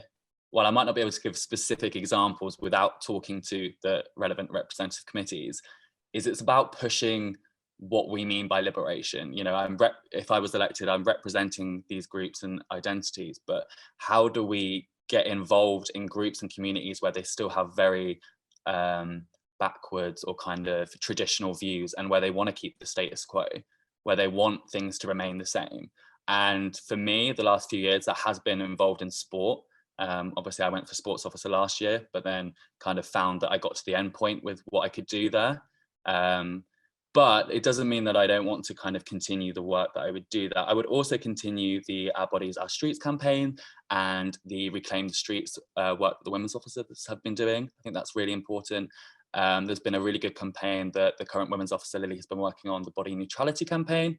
And yeah, so I can't give you maybe a lot of specifics about what campaigns, but just kind of that I'm here to push boundaries and I'm here to use my voice for everyone. Yeah. Thank you. Nice. Claire, what would your race equality program entail, and what is your main goal you want the program to achieve? This is kind of just from my experience. I'm within the Faculty of Social Sciences, and my experience from talking to people who aren't in the Faculty of Social Sciences is they have much less consciousness of how race plays a factor in their life. I say that talking about white people, I don't mean it's always the white people who never understand the role of their race in their life. And this kind of, I don't know the exact details of what it will be because I can't talk to that experience for myself because I am a white woman. So it'd have to be talking and working collaboratively with committees and the elected part-time BME officer to decide what that would look like and to then demand the funding off the uni because it's something that needs to happen. And then to build that moving forwards. I imagine it could probably be a lecture series, something that's compulsory for pretty much all students at some point. But yeah, we'll have to figure out the details if I'm elected. Thanks. Nice. Jasmin, how will you reform the university's counselling service and what improvements will you make?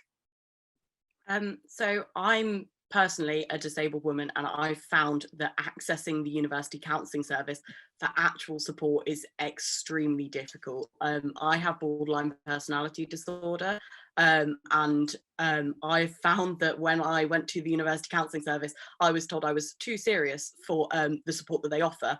I've also spoken to a lot of my friends throughout the years because it's something that I've been quite angry about for a while, and they also have really struggled to access support from the university counselling service because they weren't serious enough, which I think is just ridiculous because who is accessing this support? I actually don't know.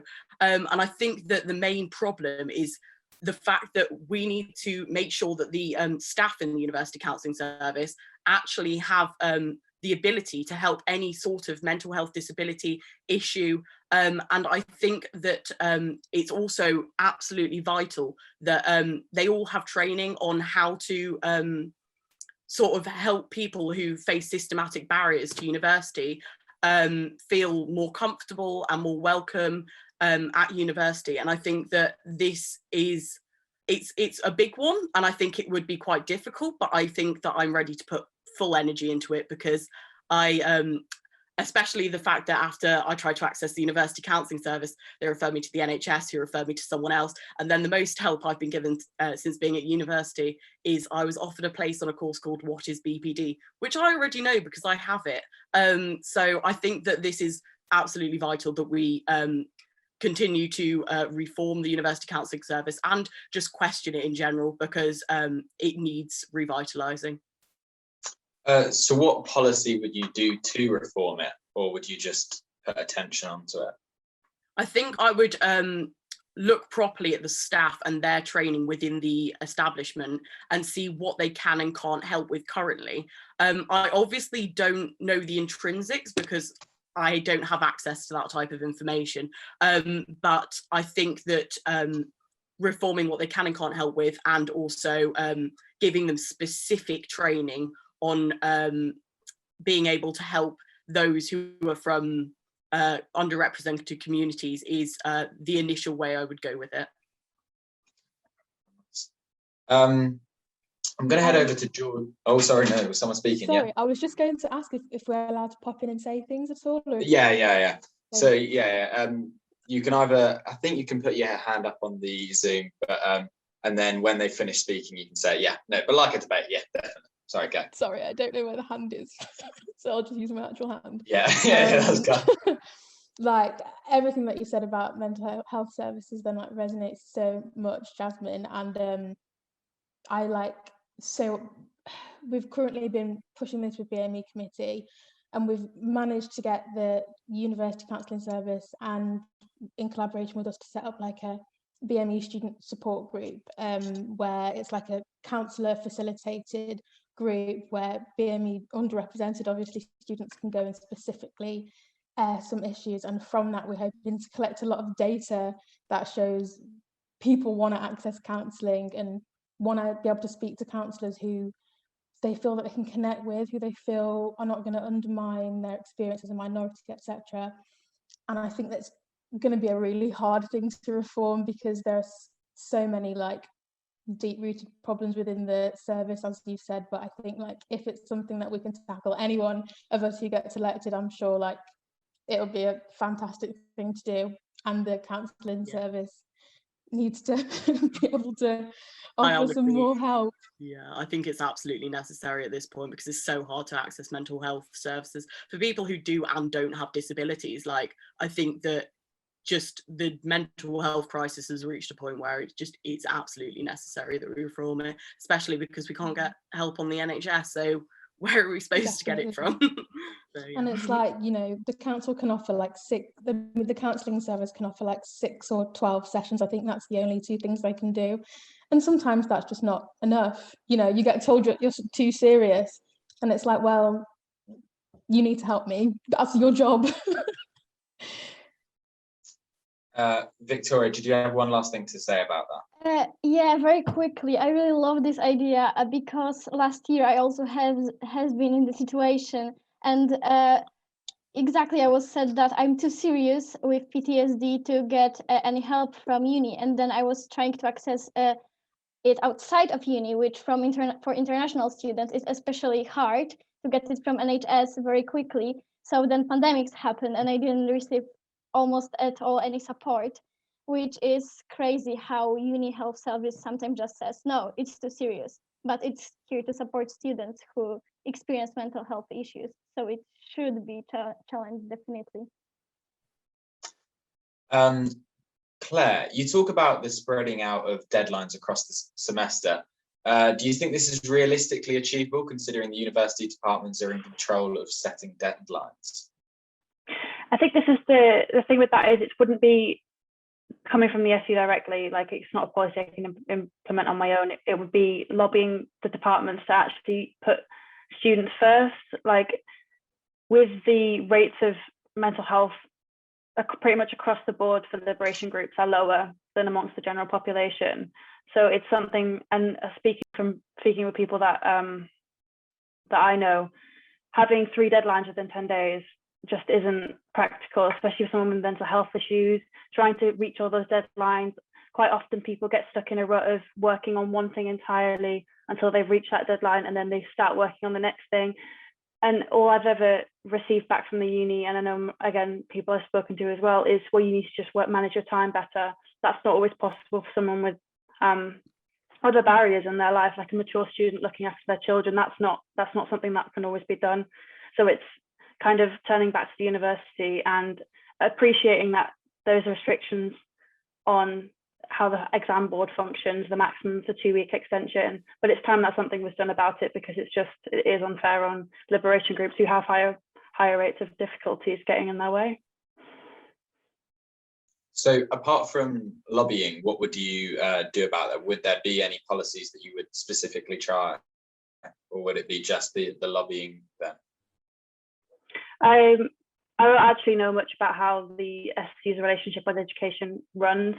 I am a faculty rep, but I don't actually know how the SU's relationship on being able to influence certain decisions from that point of view. So yeah, I would have to say lobbying, because I don't want to falsify and say something that I can't commit to. Yeah, no, that's fair. I'm just going to ask a group question now. What support can you, as Liberation Officer, offer to students without relying on minority societies to represent these students? Jordan, may you start for this one?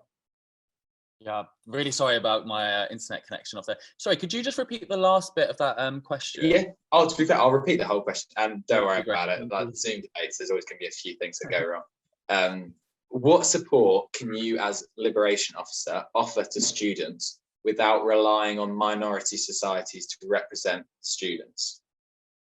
Yeah, I guess this kind of goes to the heart of like personal characteristics and qualities. And it sounds quite cliche, but you know, I am a very talkative, bubbly kind of character. So I'd like to think I'm quite an approachable person. You know, even if it's somebody from a different minority group from me, then I'd like to think that they can come to me for the support. I hate to keep on relying back onto it, but it's just a great example with my experience within sport. So I'm part of the volleyball club, which is one of the most internationally diverse clubs at the university. And from the get-go, really, I became the manager of one with my team, which had 14 players from 14 different countries who spoke 9 different languages. And, you know, I feel like I've gained quite a lot of experience from that, and then becoming the president of the club, kind of just on the same larger scale. I'd also like to think that I'm quite an empathetic person. I'm actually a qualified Samaritan listener, so I do that in my spare time, and I think it's really important just to, you know, lend a listening ear, a kind heart, and a helping hand when people are in need. And, you know, we're talking about the most marginalized and underrepresented students in society and within our community. So it is really important just to like be there and care for them. Obviously not like mothering them or anything, but yeah, I'd also say it's also important to look at kind of specific groups who might not be fall into the minority group. So if you're looking at care leavers, as a care leaver myself, there are definitely financial barriers coming to university. So I guess I've diverged from your question a lot and I'm just spurting out information at the moment. But yeah, I guess it's a lot about who we are as people, and, you know, nobody's perfect, but it's just being there to care for people, I guess, essentially. Yeah, that's nice. Shona, the same question to you. Something that I've laughed about a few times since starting this campaign is whenever else in my life has being a Black, queer, disabled woman been an advantage. It's like the things that have constantly disadvantaged me have given me so much lived experience and so much understanding, and obviously there are still so many groups of people who I cannot speak directly for, but I am really glad to have accumulated all the experience that I do have to hopefully then be able to help others who are in minority groups. And I think that the point of not necessarily having to rely on like representative committees on the student body, it is important, because having been in these representative committees and having so many people come in and sort of ask for your like quite traumatic experiences and like ask for your sort of labour a lot, unpaid labour a lot, to try and help them. Like, we always want to help, but it is a lot of work, and I am very excited at the opportunity to actually, you know, get paid for this labour now and to have all the experience that I already have, all the lived experience, and be able to hopefully take some of the pressure off the student groups that are like heavily relied on to give that, because I think I have quite a lot of that myself. As I said, obviously not all of it, but a fair bit, and I'm glad that it can benefit me. So what specific, so obviously, yeah, I completely understand what you're saying, but what specific about your experience would then relieve the pressure off the societies? I think it would just mean that because as I've said, I've got a lot of this experience myself, I would not have to rely as much on their labour and them bringing up their stories and their trauma to inform me of things that I have already got a lot of personal experience, and kind of from being on the committees as well, shared experience, and from groups of my peers who I've made through being in these groups. I just feel like I've got a lot of information already gathered that would hopefully mean that I have to lean on their labour less, even though I'm very, very happy for them to help me whenever they're willing. Nice. Claire, the same question. I think I categorize my support that I could offer into 3 things. I'd say informational, because I think Shona mentioned it before, the lack of kind of knowing where to turn when some of these services are already existent, and it's just a matter of getting the word out, and that's something that I can make sure happens. I can make sure that they go out on the SU's emails on how to access certain services, and then like emotional support. We already have accepted that the mental health service needs reforming, so how can I can then start to make changes without having to rely on the emotional labor of other people. And then practical, if there's certain, like the lecture series being online, it's trying to demand that they continue to stay online, things like that. Nice. Jasmin, same question. Hi, so obviously I've already mentioned about reforming the University Counselling Service, so I'm just going to park that. And one other point in my manifesto is that I want to train inclusions officers, give them actual new rigorous training to be able to create sort of an anti-racist society. And also I want them to understand and have training about toxic masculinity, rape culture, and just any sort of training to tackle all forms of discrimination. I think that this is really important, because then what I would like to do is make the inclusions officers then pass on this training to the rest of the society, or like the committee, because I think that one of the best ways of learning is through teaching. I think that means that all committees of all societies would have this training.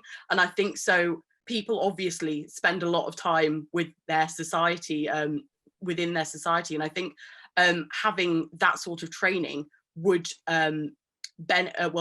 alleviate some of the pressure off the representative committees, possibly. Obviously, not all of these committee members are going to have lived experiences, but they will have the training to be able to signpost and actually actively communicate with the people that want to, that are struggling. I think that, as Jordan said, it does come down to a little bit of like personality. And basically, I run a safe house for modern slavery survivors 2 days a week, and I have to think quickly and make sensible and effective decisions on my feet. I think that I'm a very empathetic person, and I love my job. And that experience of living, listening, and helping people with some of the most atrocious experiences that I've ever heard of, I think is vital for this role, because I think it would massively benefit me. And if anyone came to me, I think safeguarding training is a massive benefit, in terms of I know the processes, and I would seriously want to listen to people if they had any problems. I would create a meeting with them. I would sit down and understand the problem, and then not only signpost, but also like help them communicate, if they wanted me to, with the services that are involved. And then it would be regular checkups afterwards for a period of time to make sure that they feel supported. I think that is just absolutely vital. Yeah. Sorry to cut you off at the end there. But yeah, Wiktoria, lastly, just the same question. Okay, so firstly, I, as a journalism student, during the last 3 semesters of my course, I have understood how important it is listening to people and giving the voice to ones who are not equally represented. And but also, apart from listening to people, I have my like 3 main areas that I want to cover in my program, that I kind of created those areas on the basis of talking to people during the last 3 semesters of me being at uni. So like I want to like those three areas would be like representation and inclusivity, so everyone feels included and feels safe at Uni of Sheffield and feel like they're a member of the really nice community that they feel comfortable in. And another one is like fighting the barriers that people have to face every single day. I heard many times, especially BME people, talking about employment problems and anxiety linked with applying for the jobs. So I want to introduce the program that I want to kind of expand to the other liberation groups as well. So the career support services at uni kind of have a very specific support available for members of each liberation group to help them achieve the better employment.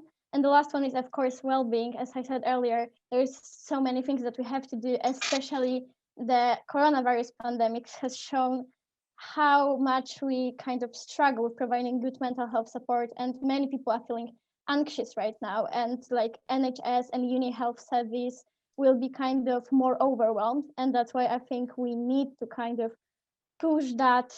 And also just one last I'm thing, really sorry, I'm going to have to cut sorry. you off just because of the Thank time. you. I'm really sorry, but these have been your Liberation Officer candidates. Vote for who you want to represent you in the SU.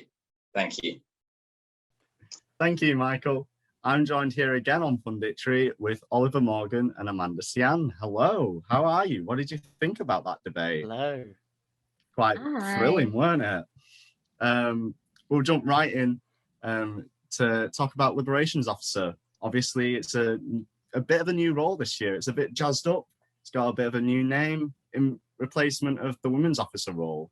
And obviously the people who this role represents obviously were under the umbrella of Women's Officer. But first of all, how important do you feel this name change is to people who the role affects, like people like disabled students, BAME students, LGBTQ+? Go to you first, Oliver. Yeah, it was amazing to see all of these candidates really flying the flag for Liberations, I think, throughout the whole debate. It was a lovely debate actually to watch. I really enjoyed listening to their points of view, because obviously my background has nothing to, I'm not disabled, I'm not part of the BAME community. It's nice to be able to watch something and look at everything from their experience, first of all. So I'd like to put that out there. And I'd like to start with Jordan and what he said, actually. It's a quote from him. And I think this really puts it all together perfectly. He said, "It's amazing I have the opportunity. I wouldn't have had it as a women's officer.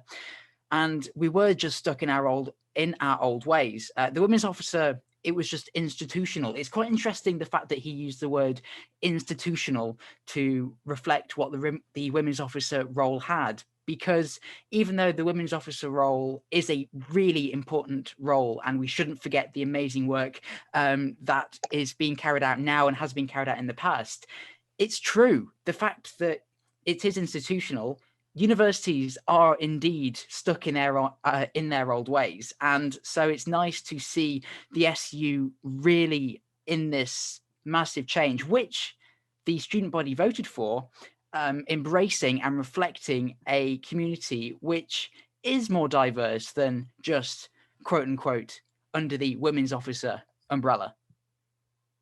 Yeah. Amanda, what do you think of that name change? I think that name change is really good. It's really needed. And it was a really interesting debate from all our candidates, especially because I really enjoyed that they spoke from their own experiences. So that's very nice, and I'm sure that students are able to relate with them as well.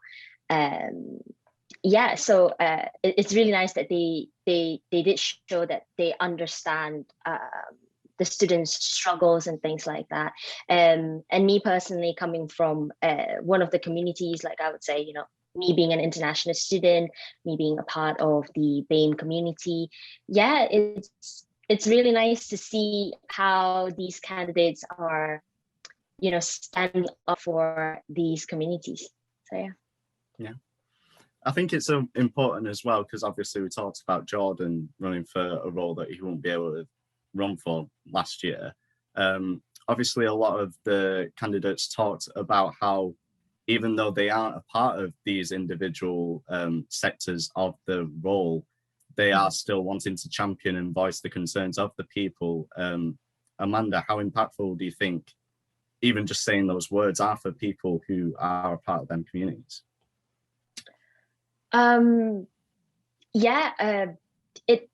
It's really good that, as you said, some of them aren't from those specific communities, but they still want to voice, be a voice for them as well. So it's very important to have an officer that is able to voice out, the students' concerns and things like that. Even though they're not a part of that community itself. It's I still think it's a positive thing. Yes.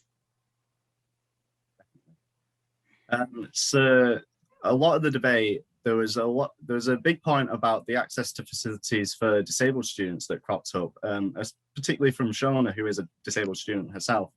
How well do you think that the SU and the university currently do accommodate for the needs of disabled students? Go to Oliver. Yeah, and again, coming from my position of I don't have any point of view personally, my opinion is that it's amazing that Shona brought this up in the debate, because it's so true. The fact that, for instance, even just accessing some buildings, they are old, for instance, is difficult for some people who can't, and accessing lectures because they can't physically go in to the lecture hall for whatever reason, if that's a physical or a mental incapacity for that day. I think the university should have done so much more sooner.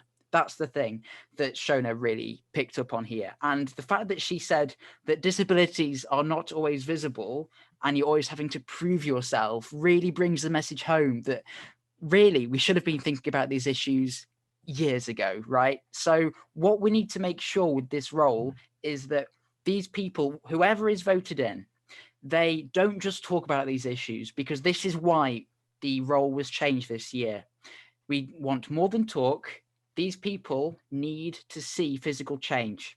So to have online access, and I think Shona also mentioned about subtitling as well for lectures. What a great idea that is. Why hasn't that been done before? We see this happening on Zoom. Even Zoom automatically creates subtitles. Why doesn't the university do that? So again, it's more about talk, and it's more it's more than talk. It's all about the action that we need to see implemented. And I think it's amazing to see that this role is completely highlighting exactly what it was intended to do. I think we can all, who are in third year, remember things such as Encore and how rubbish Encore seemed to be in relation to the Blackboard Collaborate. And it's really taken until COVID for people to think differently about the way that online lectures can be produced for people who might not be able to go into in-person lecture theatre. And I'm sure that'll continue after COVID. Obviously, the big word here we're saying is COVID, and that has had a massive impact on the welfare and well-being of these marginalised groups. How much of a task do you feel that the new Liberations Officer coming in has to make a positive difference in a new world almost? Amanda? Sorry, could you please rephrase that question? I didn't quite understand that, sorry. So basically, COVID's had a massive impact on like the welfare of people who are in those communities. So how much work do you think will have to go into the new Liberations Officer in order to help them, basically? Sorry. Thank you. Okay, I understand that now. I think well, whoever is voted in as the Liberations Officer, I think there will be quite a lot of work, just because I've heard, from some students, whether they are part of these communities or not, it seems like a lot of them has struggled with accessing, well-being support services and things like that. Personally, from my experience, I did reach out to these well-being support and things like that provided by the university. And so I would say they did an okay job. I wouldn't say that they were amazing. They were able to help me 100%. Like I still think it's not enough, especially with COVID-19 right now, and it might still be here for a longer time than what we expect. So I feel like the Liberation Officer really has to work hard on trying to improve the well-being support services provided by the university, just because I really don't think what they currently have is enough. No. Following on from that, how do you feel that the welfare services are at the issue in the university? Well, even though it's a new role, they have a lot of clout behind them, whoever gets elected, because they are part of the students' union who has the resources to be able to implement change if it wants to, right?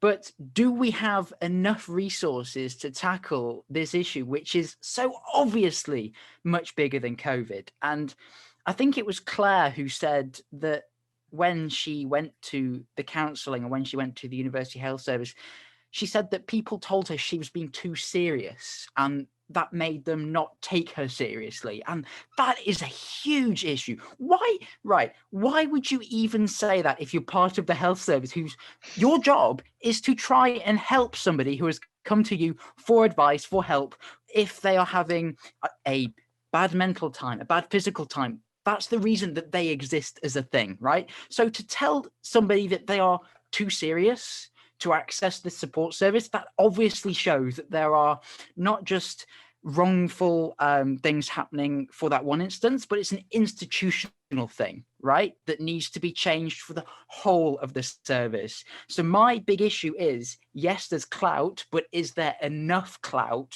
over the next 12 months to make huge positive change? I think this is an issue which needs raising with whoever gets elected for this role, but it's a more long-term project. So maybe the changing to the health service would be a legacy project for whoever gets implemented into the role this time round.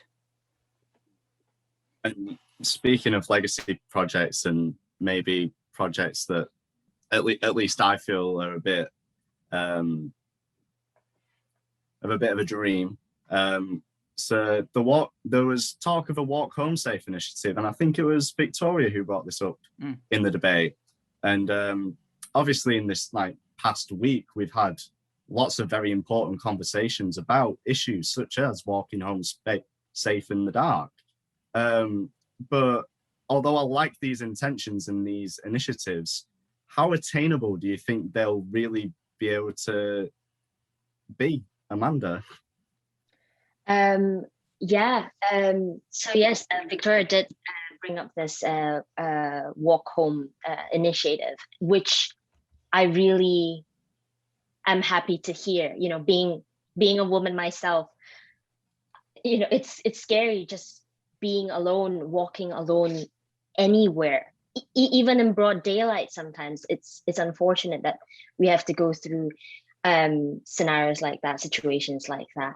But in terms of attainability, yeah, I did wonder that. I did sort of question and sort of wonder, how would she be able to actually execute it right and to get that program successfully going, whether if it's short term or even better long term. So yeah, it's hard for me to comment on it, because I really do like the idea. I like the initiative. I really wish she would be able to successfully execute that and manage that. But in reality, I would say it's easier said than done. But nonetheless, sorry for cutting. But nonetheless, I really hope that she'd be able to pull it off. Yeah.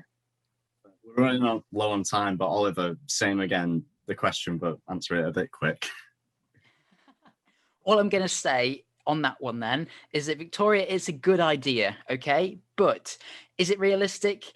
If you tell people to volunteer without telling them why or what reason or what the motivation should be, I fear that it will just die a slow death, and that it will start good with all good intentions, and then people will just start to flake, and then you won't get new cohorts of helping out, and you won't see this continuity going into the future. So maybe it would work, but I think for this one, it would work for a short period of time, and then it would just be one of those projects which happened and unfortunately got forgot about. The night bus is a huge service for the university, and I think that that plays an amazing role. So I think just to add a competitor to that, maybe we just dilute the message a little bit. Yeah, interesting stuff. Well, thank you for joining us, and thank you for joining us with this being the first night of the SU officer debates. Be sure to tune in tomorrow night, same time, for 4 more debates, for 4 more topics. Thank you very much for watching. I hope you have a nice night.